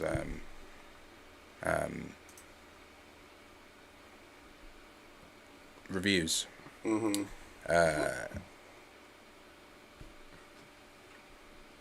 This film will be divided. It's going to be split in two, especially when the audience sees it. And like I said, just looking at some of these here, because they are very it's exactly what everybody's saying about the same things, but it's all ending in emotionally this, emotionally it does this, emotionally the grief this, epic loyalty, greed, all these all this stuff, everybody's talking about emotions. And that's what I've been saying from the beginning, though. That's what Marvel wants to do. Marvel wants to play on the emotions of this. Marvel doesn't, I said this. Why did they take out Doctor Doom? Because they can't have you thinking about anything other than them honoring Chadwick and how good they did of honoring Chadwick. They want you leaving the theater patting them on the back. They want you leaving the theater saying some of these things, because what they want. Why? Is a pat on the back. They need to feel like they did their just due for the black community, for the black man. That's what for their brother. And you know, it's again, and I don't make no mistake. Just as you've heard me say skinfolk ain't kinfolk, but make no mistake, just because Ryan Coogler is black and Nate Moore is black, I am not blind to the fact that they are both brainwashed as well. Yeah. I am not blind to the fact that they are both working for they're just the face. Yeah. That's what they are. Within a conglomerate. Yeah. Like Disney. Exactly. I was gonna say, like, exactly. we know. Nobody's new to every Who runs the everything evils of behind Disney. the- All Yeah. mouths are like I said last week. This is the equivalent in like the casting of Wonder Man, making him black and stuff. It's the equivalent of Disney covering their ass and saying we voted for Obama. Like it's right. that statement. It's Right. like, I have a black friend. You know, like that's what they're doing with black characters, and it's In the same way It's that just supposed to be you enough. can't look at another black young actor and have him come in and be the role of T'Challa. It's kind of like, again, how Ryan Coogler is the face, that he is doing everything involving Wakanda. Yeah. You know, I would like to see another black director's take on a Wakanda series. yeah. I would like to see what they take from the comics, their understanding of the comics, their understanding of this world, how they would do this world without T'Challa. I would like to see another, not someone that is still so honestly jaded when it comes to this franchise. Again, I've felt this way about Ryan, and I'm not. I said it yesterday. He has every right to feel the way he feels. Rightfully so. Yeah. Yeah, rightfully so. He has every right to feel that way. I'm not mad at the man for feeling that way. I'm upset that you continue to let those feelings be the Yes. driving motivation for what we're about to watch. So, you know, and like this girl says, in more ways than one, Black Panther Wakanda Forever shows how healing from a tragedy can turn into a triumph. The top-notch sequel of 2018's Black Panther is an epic story of grief, loyalty, greed, and resilience of the human spirit. That'd be a good Lifetime movie. That'd be a great Lifetime movie. Yeah. That's a great holiday Hallmark film. Yeah. Last time I checked, these are Supergirl movies. I mean, like the type of healing I want to have is like the Infinity War healing, how we felt after Yes. Infinity War, but that was accurate to what was going on. You know what I'm saying? Yes. Like we were. It was just accurate to what was going on. Like, but this. Taking It's just- T'Challa off. I think one of the main things that made the first movie so good is the fact that after we all watched it, like, it was just some sort of togetherness about that movie. Like, everyone was united and together. It didn't even matter if you were white, black, or, like, everyone at that time. It was just Black Panther, Wakanda Forever, throwing up the X, this, that. And let's not pretend like Marvel, like throwing up the X, like you just said, all that stuff. Not to cut you off, but let's not pretend like Marvel, as I've said before, didn't have plans for T'Challa in the future. Yeah. Yeah. You know, I've shown the Screen Rant article from 2018. We've talked about how they had the script wrote. So yeah, the script also. Something else I haven't shown though is And it's just like this one thing- here. My fault, but another thing I wanted to highlight is how they brought up how Namor is as strong as one thing. The Hulk and Thor. So like one thing we even talked about yesterday is like, imagine how strong that would have made T'Challa look going up against Namor, saying he's as strong as the Hulk and Thor. It's just like, imagine That little scares kids them. seeing T'Challa battle that too scary. on screen and That's everything. too scary. It's like, that's something I didn't think of yesterday, but it's just like so many aspects and point of views and everything. It's just like, it really does suck that we're not getting such a pivotal character to almost every storyline. Like, every character you bring up, T'Challa, he has a story with them, and it's just, it sucks. No, that scares them too much. That's a black man in power. That scares them more. Dude, it goes back to the 1930s when black boxers started competing against white dudes, and like, if a black dude was doing a little bit too well, I mean, hell yeah, mob, not like shit involved, like not the just. shit that they would have to go through. We can use one of Disney's examples. Use Glory Road. That's one of their movies. Yeah, Use Glory Road. yeah. Hell, we watched it. I mean, that's yeah. You know when Dude, they the play Hurricane when they with Denzel Washington. yeah that one too. Who did they play? What They was played. his, It was Coach. Root, but was he I with forget, though. Kansas? I forget. Don't remember. But, yeah. The things they did to those boys in that championship game. I want to say it was Kansas, but I'm looking it up right now. But this, though, has not... I have not talked about this. This, if you remember, take yourself back 8 years ago to... It was Kansas. Take yourself back 8 years ago to Civil War. This is why I say let's not pretend like Chadwick or T'Challa wasn't supposed to be a prominent character moving forward in the future of the MCU. Take yourself back 8 years ago to Civil War. In Civil War, for the announcements, Kentucky, I knew it was one of them K's, with the announcement with for Civil War when they did it at, I think this was D23. This might have been like a STC or something like that. One of those events.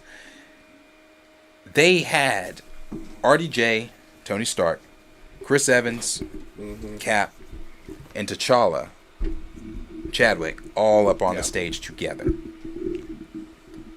Not just as promotion, like somebody's gonna say, "Well, yeah, of course, it's promotion for Civil War."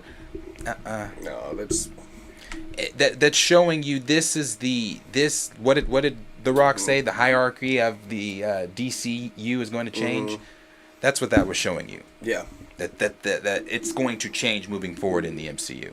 Obviously, we don't have Cap and Tony anymore, but he, the one in the middle, was supposed to be the one that blasted y'all's ears. I know it did. Sorry. You can't tell me anybody that we've got on the current roster who is qualified to lead in the way that T'Challa is qualified to lead. No.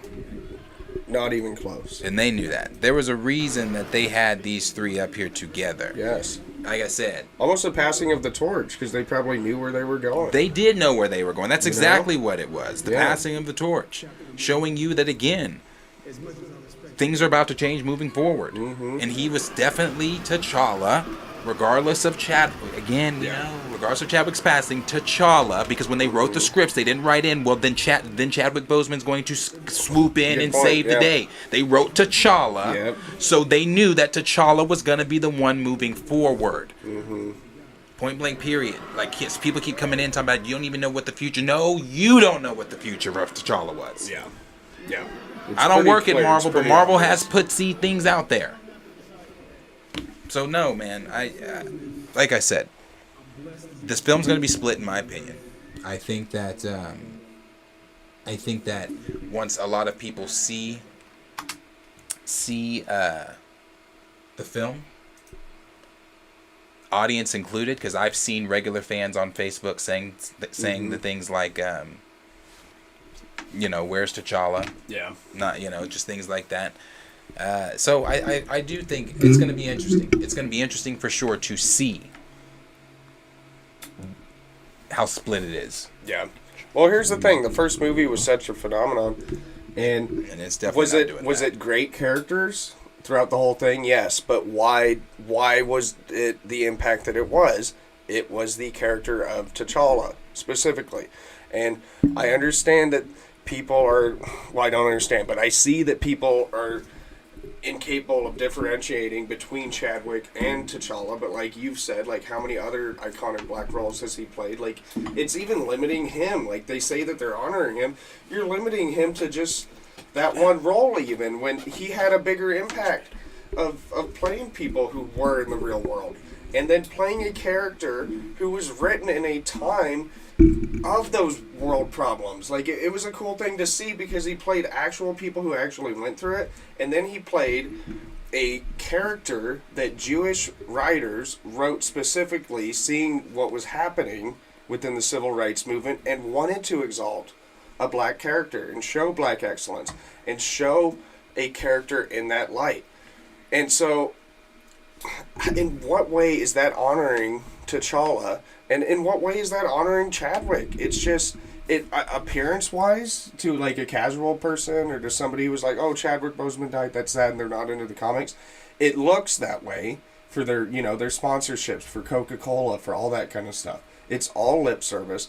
But when you really look at it, what they're doing is they're taking away from black roles. Like, think about Tom Holland. He wasn't anybody until he was Spider-Man. You could do that with some up-and-coming black actor who would love to cut his teeth on T'Challa. Think about what you could do. You could create another Denzel. You could create another... And we can finally get past there only being allowed to be one, only one at a time. And you know, it's just... For him to say, like, I couldn't possibly imagine, like, putting that on a black actor to try to play that role. It's like, why are you limiting what a black actor could do? Yep. That's true too. It just doesn't...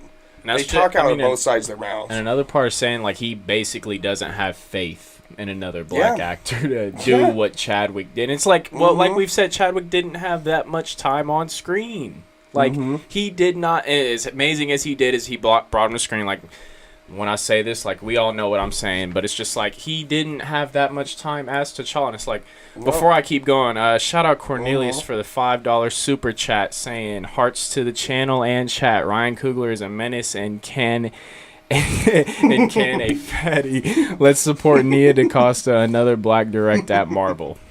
Shout out Cornelius, always. Thanks, Cornelius. Day one subscriber. Cornelius knows how I feel about him.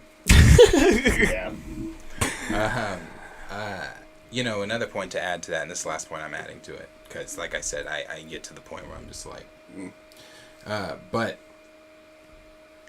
there are so many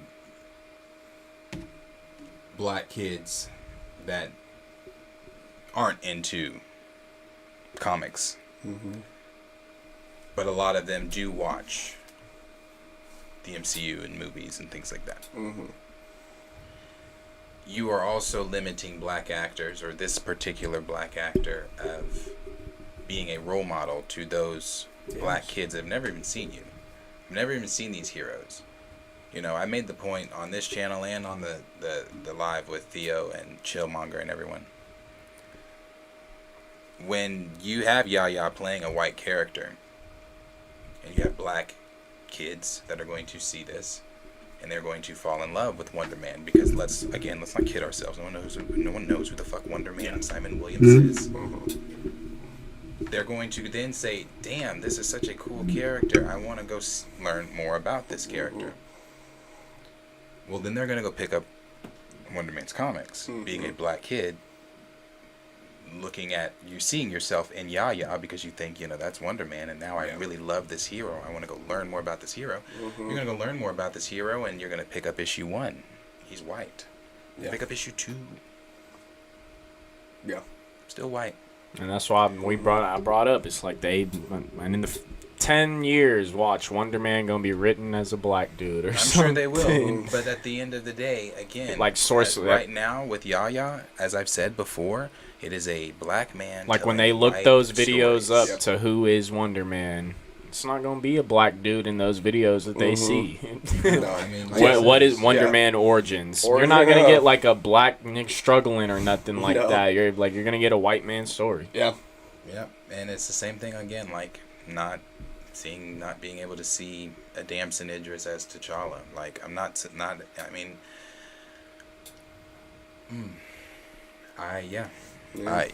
grow weary and exhausted of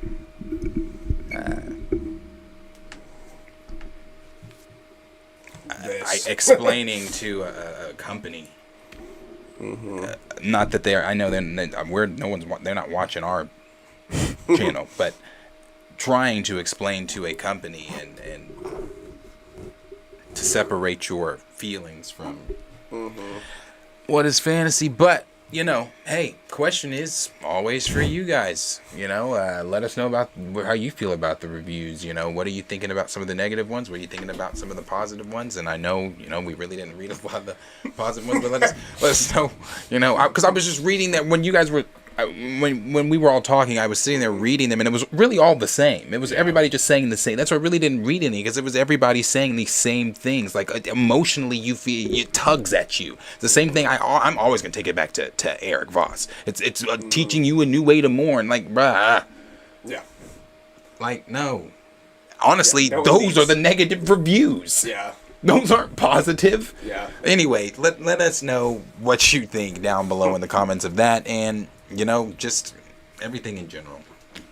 Yeah. What are the what are the comments? This is interesting because they were having a little chat in the comments. Rohan Falconer said, "What you guys are not understanding, after Chad's death, the world crashes for the actors and the directors and the fans. But we do need a movie to mourn his death, to feel his presence through the movies." And Cornelius said, "No, we don't." Read that one more time. What you guys are not understanding, after Chad's death, the world crashes for the actors and the directors and the fans, but we do need a movie to mourn his death, to feel his presence through the movies. Okay, this is... And then, I mean, he followed it up by saying, even though he's not here with us, we need a movie just to get a reminder that we feel your pain. Why do we need a reminder? We feel your grief, and we would mourn along with everyone. Okay, well, here's what I'll say to the first part, the blowing up. I'm going to make sure I'm getting it right. The world crashes for the actors. As an actor, and I'm not one, but as actors and actresses, when they step into the role of an actor and actress, they know that what they're doing is not real. That they have to step into... You know, we've seen some actors even saying, like, they have to have certain methods so that they don't get so caught up in the role, you know, or whatever. But they know that when they're playing some, you know, fantasy roles or whatever, they know that they're stepping into a role that the next person's going to play, and that the next person's going to play, and that the next person's going to play, and that the next person's going to play. Why? Because we, unlike the fantasy characters that they are playing, we are real. Yeah. We do die. And when we do age and die and move on, how selfish to deny the next generation or the next generation of these amazing characters that we've grown to love. Yeah. Why can't we then pass that on? So each generation has to create a brand new hero. We don't get to have these characters live on. And then how dare you even deny the next generation of being able to have the conversation about how this generation T'Challa did this, but this generation T'Challa did this. So I think when the world crashes, the world definitely crashes in that moment. Yeah. But as always, and I'm not even trying to be funny because I use this reference on myself when I say this, like, bills are still due. Yeah. Yep. Shit still moves on. Yeah. Like the world does not stop spinning. The bill you take your always time to grieve. You take your time to mourn. You take all the time you feel is necessary for you to do. But at the end of the day, the world outside of that does not stop moving. No. So take your time. I mean, the world crashes, but again, it moves on. And then the last part that he said, what was the last part there? But we do need these movies to mourn his death and feel his presence through this movie. No, I don't. No. I mourned his death. I was pretty sad when he died. I went back and realized, and I went back and said, how did I not realize he was sick?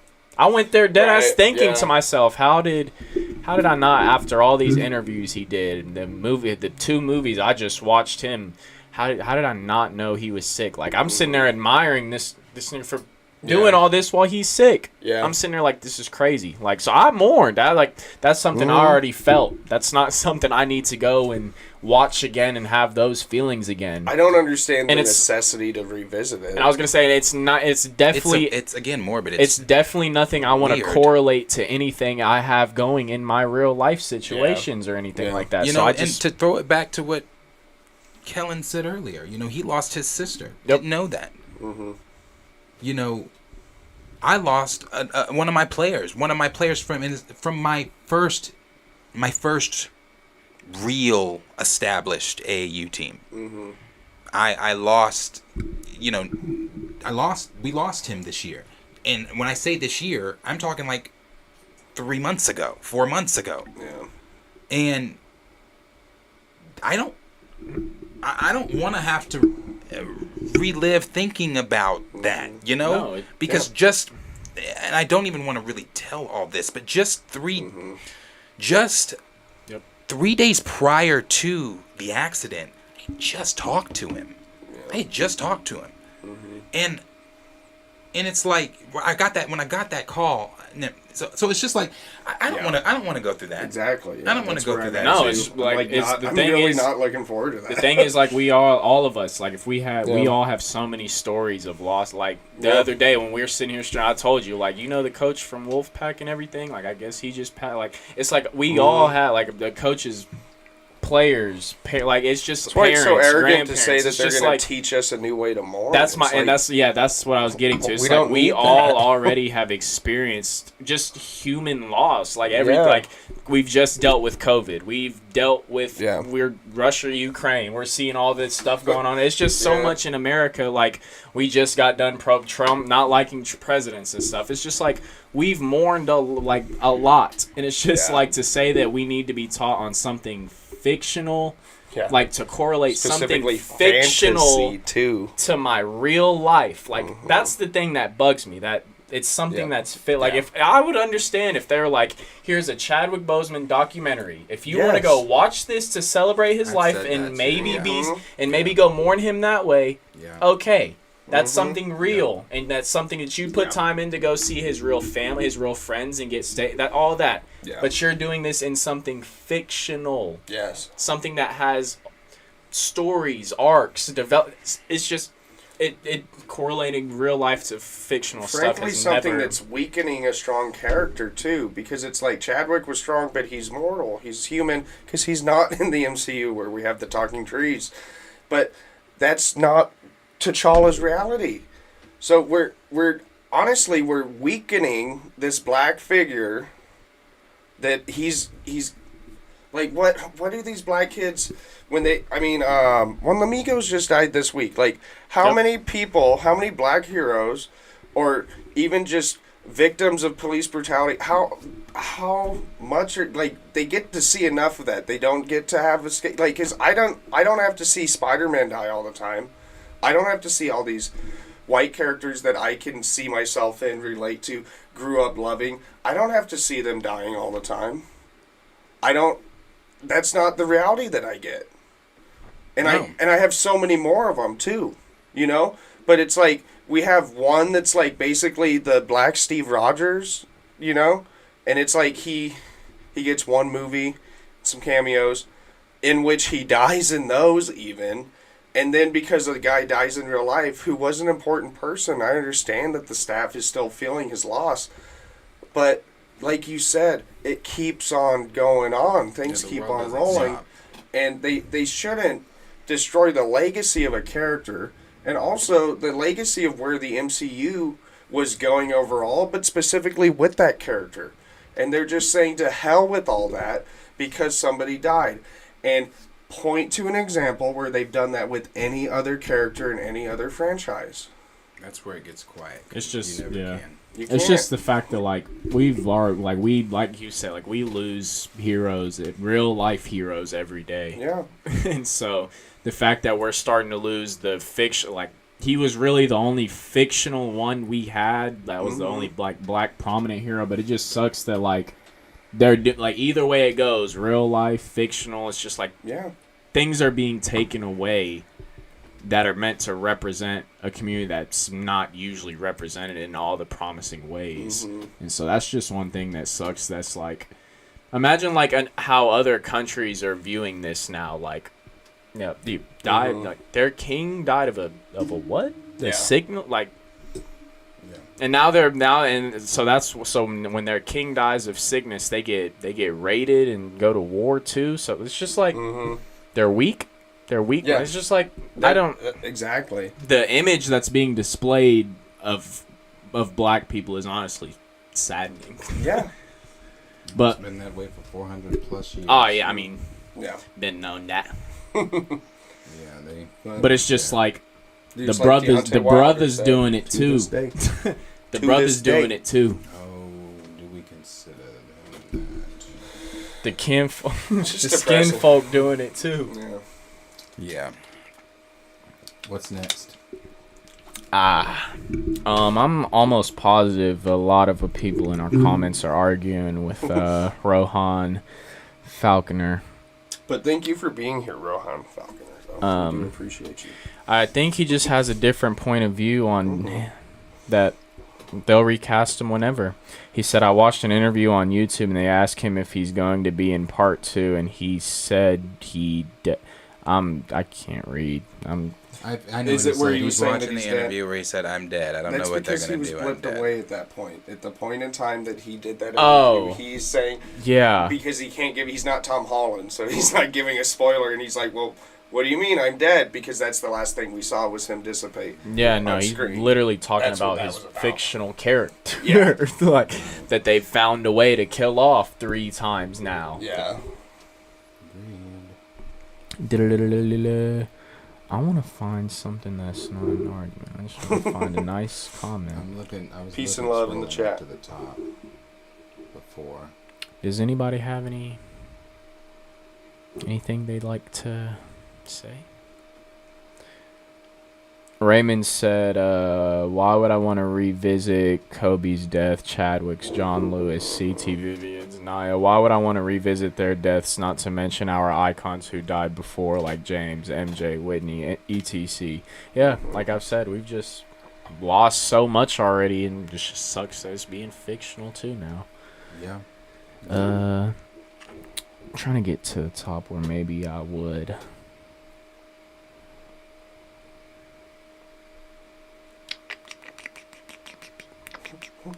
Yeah, I'm trying to look at the comments to see where we're. Raymond said, it's devastating that we have the sequel to a great film about a great superhero in this advanced African nation, and it's only divisive and not good, but it's spitting on its legacy. I agree.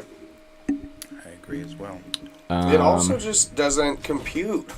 It just doesn't compute for him to die from some sickness in this technologically advanced, culture where they have all the... Like, come on. It just... where the people of Wakanda would do anything for their king to keep him Right. alive and safe. Right. I mean, that's what I've made that point too. So We've all made that so many times. She's willing to save Everett Ross and Vision, but not her brother. Yeah. She figured out how to save Vision in 5 seconds. Da-da-da-da-da.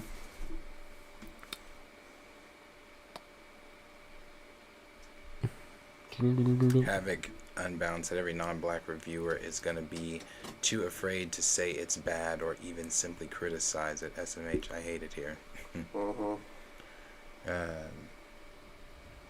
Yeah, that's what I'm saying with, like, the pressure. It's like, to speak out against it is somehow, like, being on the wrong side of history when it comes to, like, Chadwick's death, which is so bizarre. Yep. Make it political. You see any?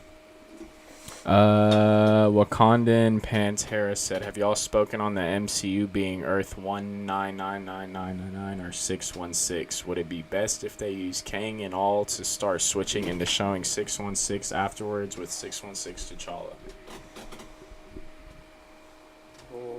I mean, didn't Feige himself say It's 616. It's 616. And the reason we've got Feige who said it. We've got it. They said it in Far From Home. Mysterio recently, Multiverse of Madness. Palmer said it. She said, "You're from Earth 616. This is Earth 838." Right, yeah. And she was speaking to Steven. We are on Earth 616. Yeah, no, we are. And I think that I understand people being like, okay, but that's not, no, the comic version is Earth 616, and, like, there's different dimensions that are comics, and then there's the movies, and then there's TV shows, like, and they're all real.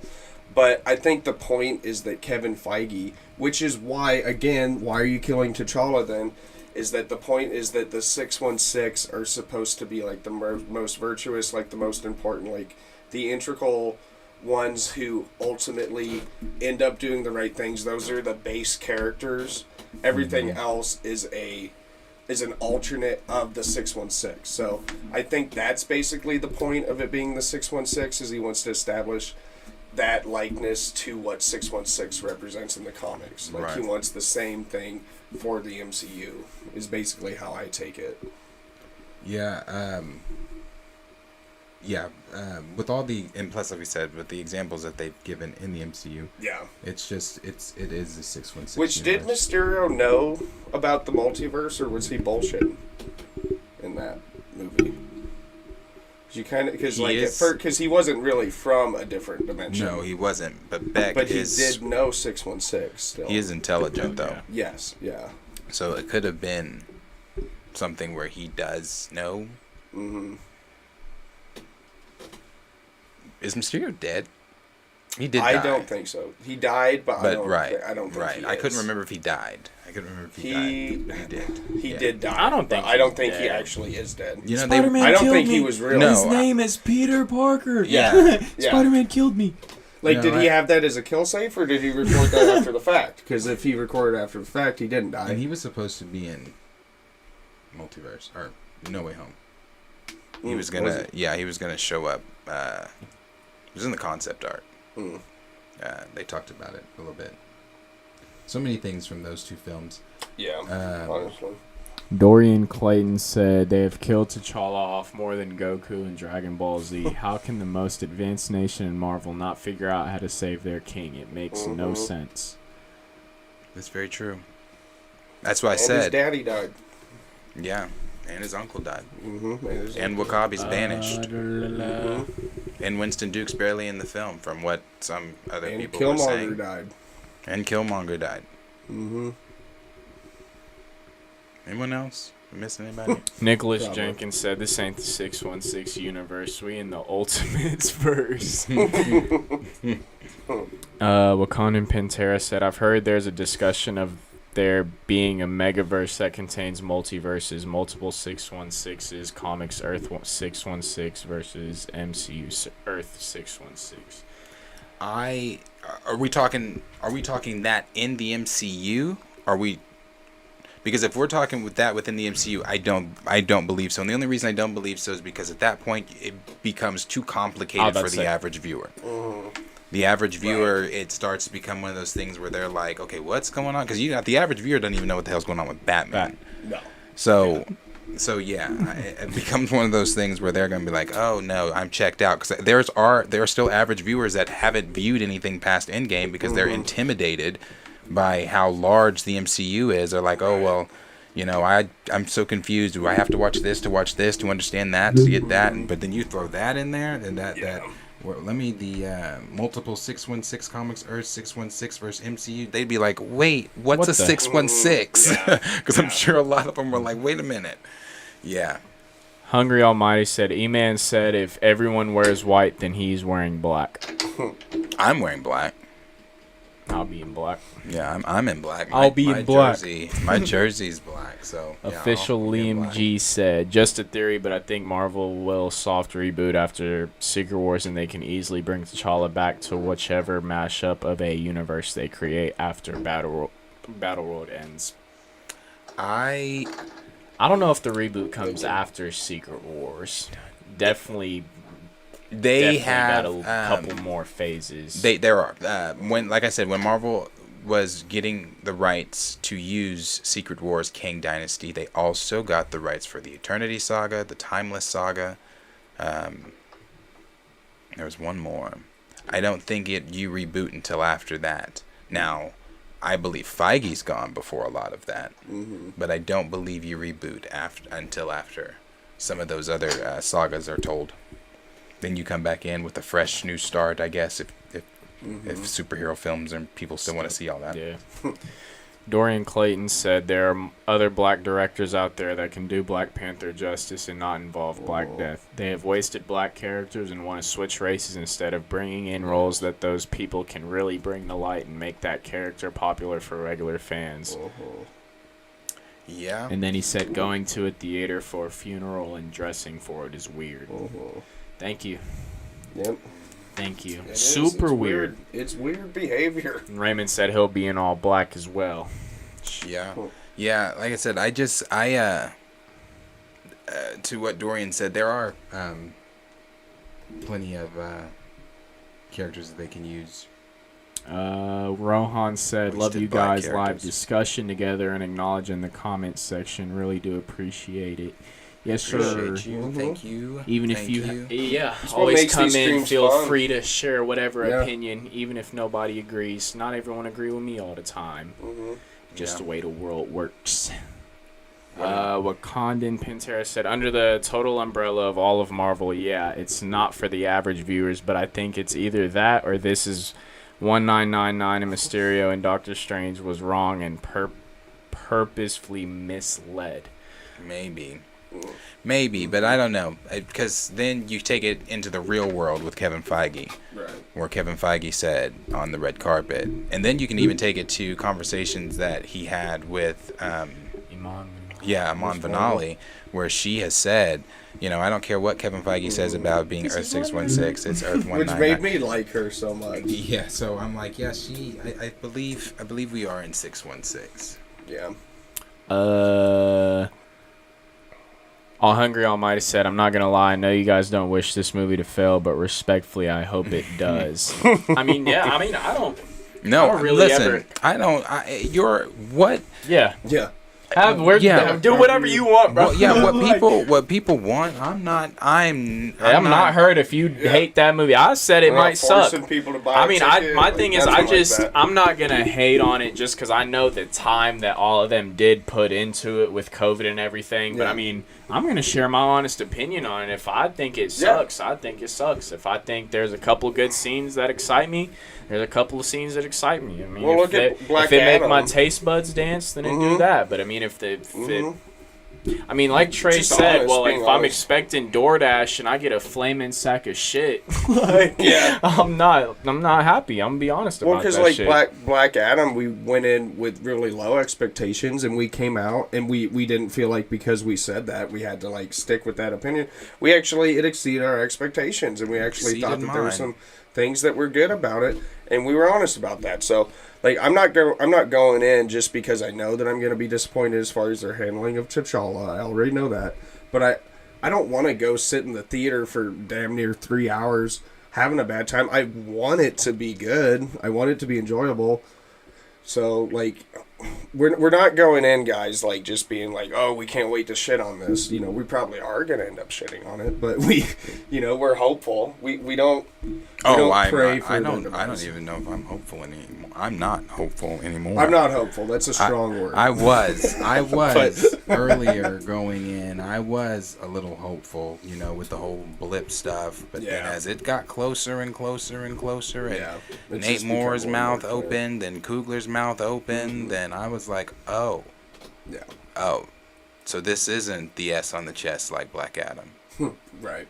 This is the death of Superman. This is nail in the coffin. Gotcha. Except Superman came back, and it didn't take that long. Yeah. Official Liam G said, not fully reboot, but like if you follow the storyline, they had a totally brand new universe that brought in other characters from other universes, like how Miles came to 616. Oh yeah.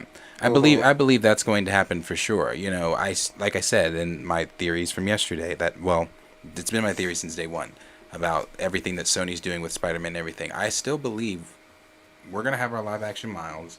Miles' universe is still going to be Miles' world is still going to be the world that collides with ours, 616 universe and everything like that. So I do. I think that that's all still going to happen. I think, if that's what you mean by having them intertwined in that way, I believe that happens.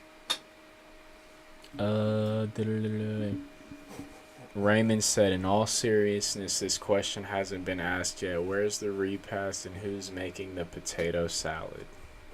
It's got raisins. Oh no. Well, if it's got raisins, you can keep it.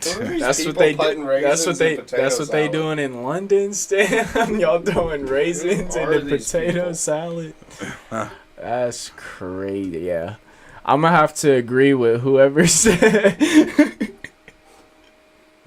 What did he say? If you Raven said, if you put raisins in your potato salad or eat potato salad with raisins, you nasty. I'm gonna have to agree with Raymond on that one. Cornelius said, where's Storm? I'm over these people. And then he said, an incursion can wipe this whole MCU clean out the window. I do not care. Shout out to Jairus too. He came in late. Oh yeah, shout out Jairus just getting here. Appreciate you. Wakanda said, Pantera said, not my 616. Dorian Clayton said, I just want people to be honest about what they think about the movie and not be faking their reviews. Don't be afraid to express your opinion and then have fake fans or friends that can't handle a difference of opinion. You know, one of the things I always say, if there's people that don't dislike me as a channel, then I'm doing something wrong.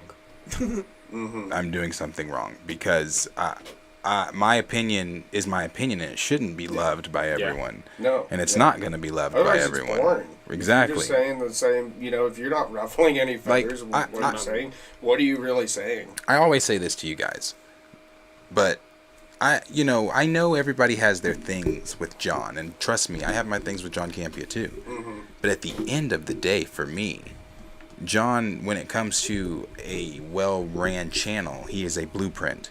Yeah. But not only that, I like John, but that does not mean that I always agree. First of all, it's not even an always thing. There was about 95% of the time, I don't agree with what John says, but I think he has a great show. Yeah. But again, that's someone that I like but I don't always agree with him.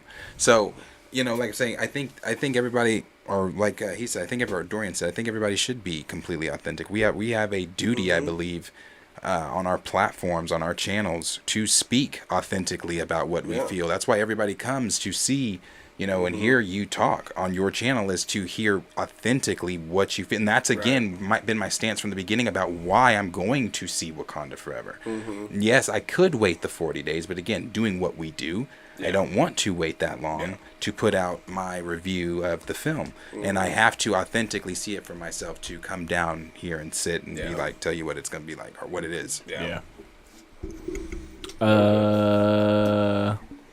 Raymond and D. Steezel talking about how throw the MCU away and Galactus eats the MCU. Sounds like a lot of them are on page with a reboot. That means getting some... Hungry Almighty said, you think there's a chance that Secret Wars will recast Steve and Tony because I'm the Comic Miles was incorporated into the MCU? Do you think a similar situation but with a variant Steve and Tony instead? I think it's either gonna. I don't know if it's. We obviously know RDJ and Chris Evans and everybody's gonna come back. Is it gonna actually be them from?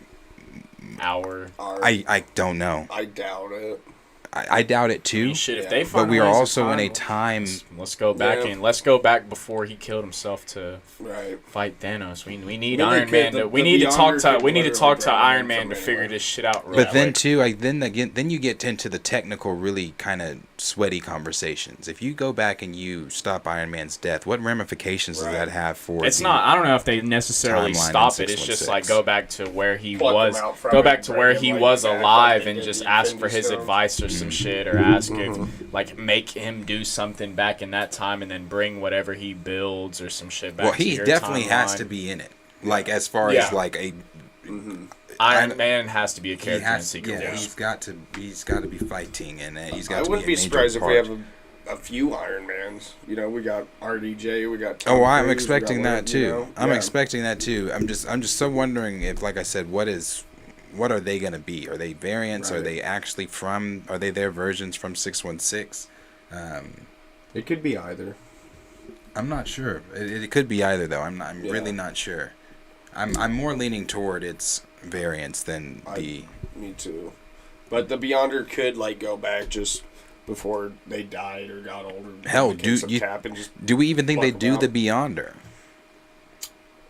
I'd be surprised if they... because we were talking about this yesterday.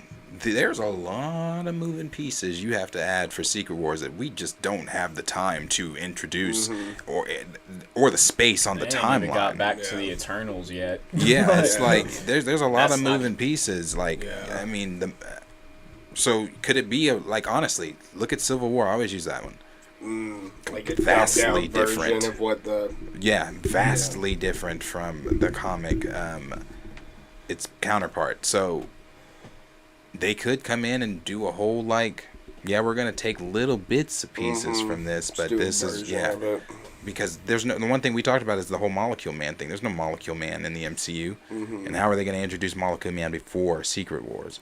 So they could use. I saw someone in the comments say something like Man Thing, because Man Thing being a Nexus being and being some, like, not saying that they're going to use Man Thing, but a character like that. So it's interesting. Stamina said the worst reaction anyone can get is indifference. If people are neither here nor there on what it is you create, there's almost no point in it existing. Love or hate, it should make an impression. I agree. So Completely sell agree. pay-per-views and combat sports. Completely agree. And then Raymond said, I cannot wait for the panel on Saturday with E-Man, Elliot, and Brandon, and maybe Kimberly. Speaking of Kimberly, I want to know why she's not on the John Campea show anymore. It was good seeing that diversity. I know. When I saw Kim on Brandon Avery's channel, just my opinions, that was the first time I had seen Kim since John's show, and I was like, man, I hadn't seen Kim in a minute. But here's a completely kind of off topic question with John's show. These two new girls he's got, what is their purpose? For anybody else that views John's show, I don't understand their purpose, because all they do, if for those of you that don't watch John's show, when they have people, he'll read the topics for the day, like, so before each topic he'll read it, and then they start talking about it. Well, these girls now read the topic and literally will ask him what they just read out loud to everyone. Ask him that same what they read. They will basically re-say it and ask him, what do you think? As if they didn't just read it out loud and he heard. So I'm every time they do that, I'm like, what's your purpose?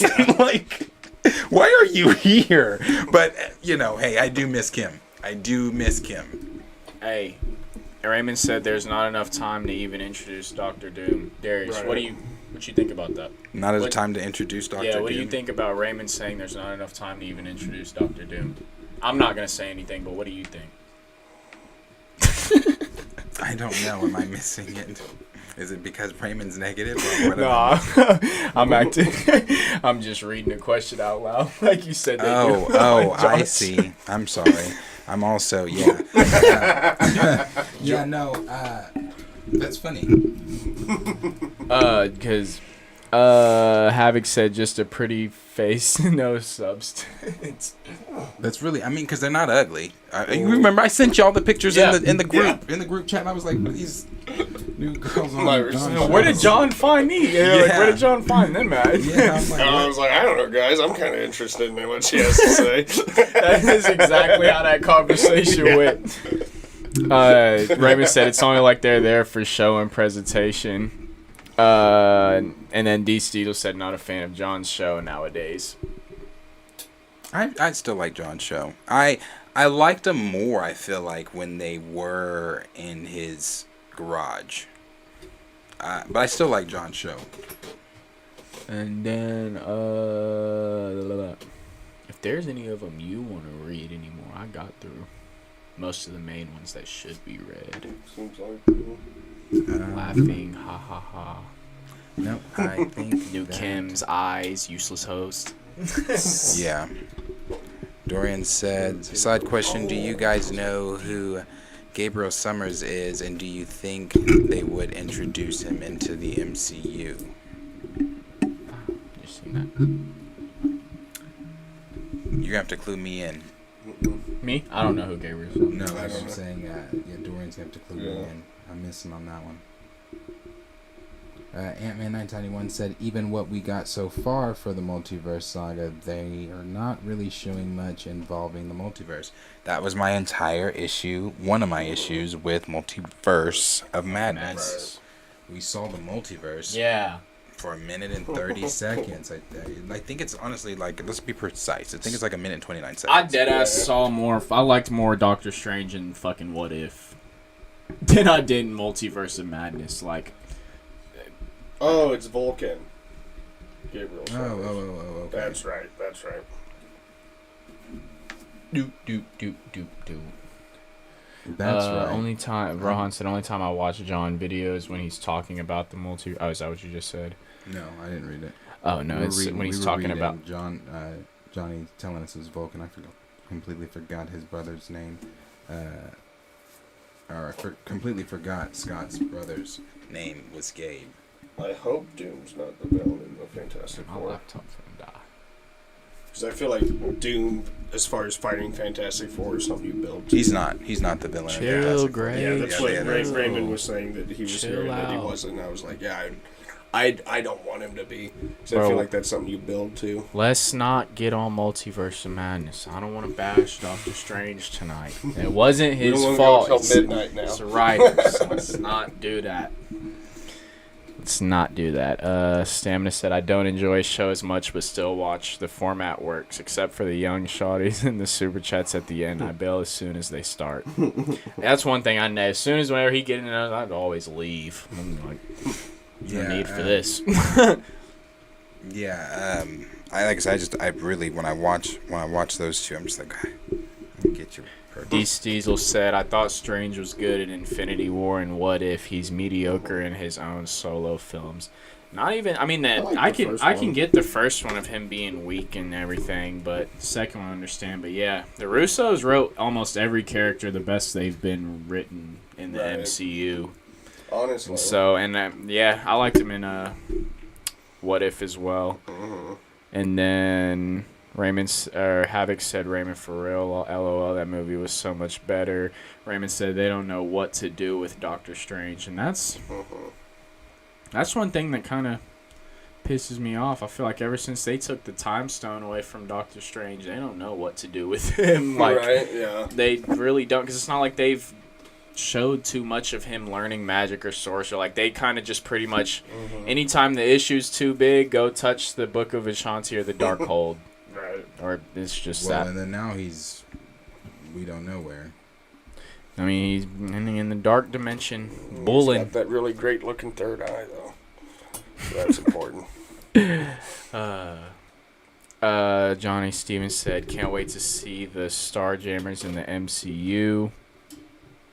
D. Steezel said the Lionsgate Doctor Strange Are and we sure they're bringing the Starjammers into the MCU? That's the thing too, Mm-hmm. because there's just so many characters that should be in the MCU already, or that we want to come into the MCU, and I'm just like, I don't know. And that's one of the groups that I'm not sure that they would bring in, honestly. Dorian I'm Clayton. with you though.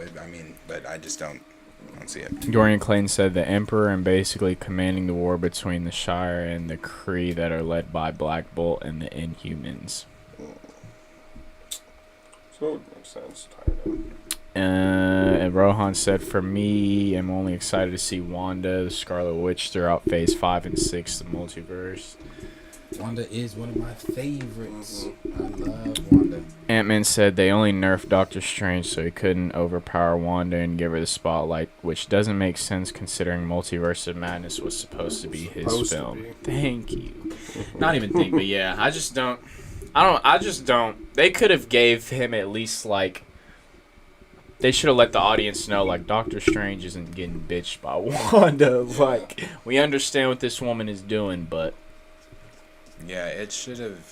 But I'm not tripping. I'm sure they got some bigger, better plan to kill him off to save the multiverse, and I'll love his so willing effort to... Hopefully they don't, because he would never fucking do that, but... Raymond said, how is Bucky in the Thunderbolts? We don't know. We don't know, but he is. We don't know. While also being the White Wolf. Mm-hmm. While Zemo Thunderbolts is works. not in Yeah. the Thunderbolts. Those are weird. Who essentially created Bucky. Wakanda and Pantera. Marvel is trying to cater to non-comic book fans and feels like they can't bring on all the details and characteristics of all the characters. It shortchanges their future films. I agree. What's Dan gonna say there? Samus said, do you think the Russos have got Marcus and McFeely on retainer? It's like they're a package deal, but Marvel could really use their pen skills.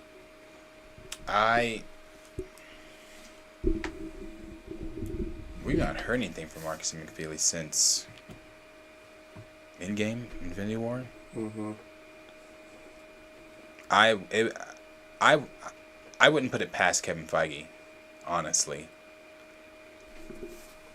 Because I mean, you know, I know some people complained about the Rick and Morty writers for Kang Dynasty, but they kind of make sense. Marcus and McFeely still makes sense to me in any on writing anything that Marvel does. But I know people were just upset with those writers. Like, it just makes sense with Rick and Morty and everything that show does with time travel, multiverse stuff, and all that. So. But I would love for them to have Marcus and McFeely back for sure. And I do think that Kevin Feige is smart enough man to have them on return. Nicholas said Bucky should have been... Or Raymond said White Wolf, another character and the villain with potential they ruined.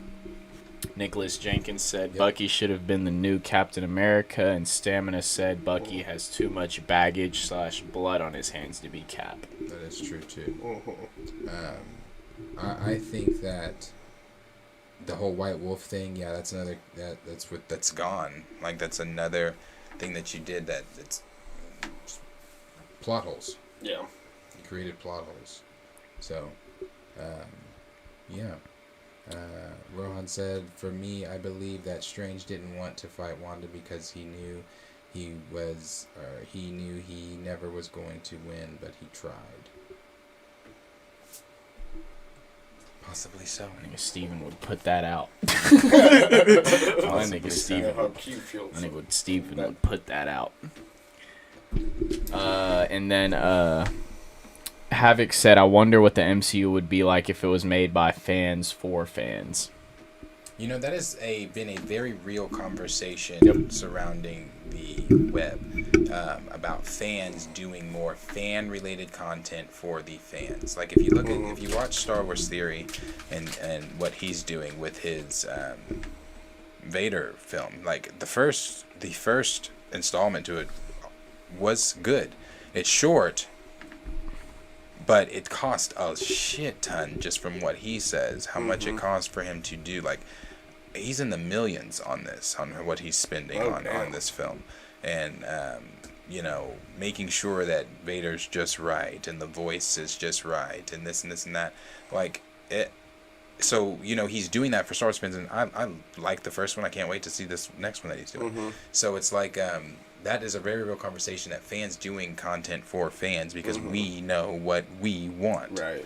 You know, if the studio, and you know, if that becomes with technology and you being able to do what you can do with deep faking and AIs and all this kind of stuff, you know, VFX effects and all that kind of shit, if that becomes a real viable conversation where people are actually making content, that fans are making content for fans, it's actually really good, that's on a level that can compete with something you could possibly see in a theater, the movie studios are in trouble.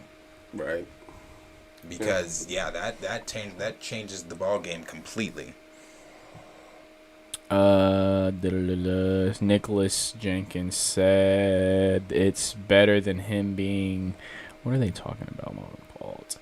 That's the point, though. Makes for a good redemption arc for him. Oh, talking about Bucky being Cap. And then he said it's better than him being put in the background with the Thunderbolts to me. Waste of a character. And then D. Steele said only reason Bucky became Cap in comics is because Steve was his idol and he died. Different Bucky too. Yep, different. And I was going to say MCU storyline, much diff. Yeah, different Bucky. Stamina said I ain't cheerleading the Thunderbolts lineup. No, sir. Oh, man, how many times have we said, too, about that? Like, remember when we saw that on D23? Live, and we're like, what the fuck? Is this? Yeah, it was like, And then Dorian Clayton said, would a what-if series work for Star Wars, and what stories would you all choose to do for that series? Fucking yes. I have said this before, not here, but in conversation with my Star Wars friends. I've said this before. We have talked about it in depth. And yes, I would love to see a what-if Star Wars. I would love to see a what-if Palpatine lost? Mm-hmm. What if Anakin didn't? Yeah, turn? like what if Luke turned? I mean, we've kind of seen some of that in like Heir to the Empire and stuff like that. But what if there's so many questions that you could ask what if with Star Wars? Like what if Maul would have gotten like what if like I'm sorry, now you got me. Like George Lucas's for what he wanted to do with his original storyline for 7, 8, 9. His original storyline for 7, 8, and 9 had a older, more grizzled Maul as the lead Sith Lord, and his apprentice was Talon, Darth Talon. If you don't know who Darth Talon is, she's a Twi'lek that looks just like Maul. And I would have loved to seen that, bro. That like the main battle was on Coruscant. Like the main battle was going to end on Coruscant and everything like that. Like it was the name of the film. I think was Duel of Fates or something. Like man. Yeah. So there's so many like that's a what if I would like to see too. What if Maul would have gotten been in hiding and then became. Because what he wanted, that's what, when he was building Crimson Dawn, that's what he wanted to do. He even told Ahsoka, help me overthrow the Emperor. Do you think that he was trying to get Ahsoka, like same way he kind of used Ezra. He used Ezra as a mean to his, obviously he wanted Ezra to be his apprentice, but at the end of the day, like, Maul was just doing what Palp did to him. Using individuals, and so man, yeah, I would love to see a what if Star Wars. Like, what the fuck? But is Lucasfilm ever gonna do that? No. They're gonna say, what if we give you another bad film? I would love to keep going, but I keep losing my spot, and it's getting late. So if you want to read through these, my laptop at 2%. I'm just a bunch of down bads. Let me see. Dorian said, okay, that's what he said there. Johnny said, secretly hoping that the live-action Disney Hercules remake is actually the MCU Hercules in the musical. I didn't even know they were doing a Hercules remake. Yeah, the Russos are.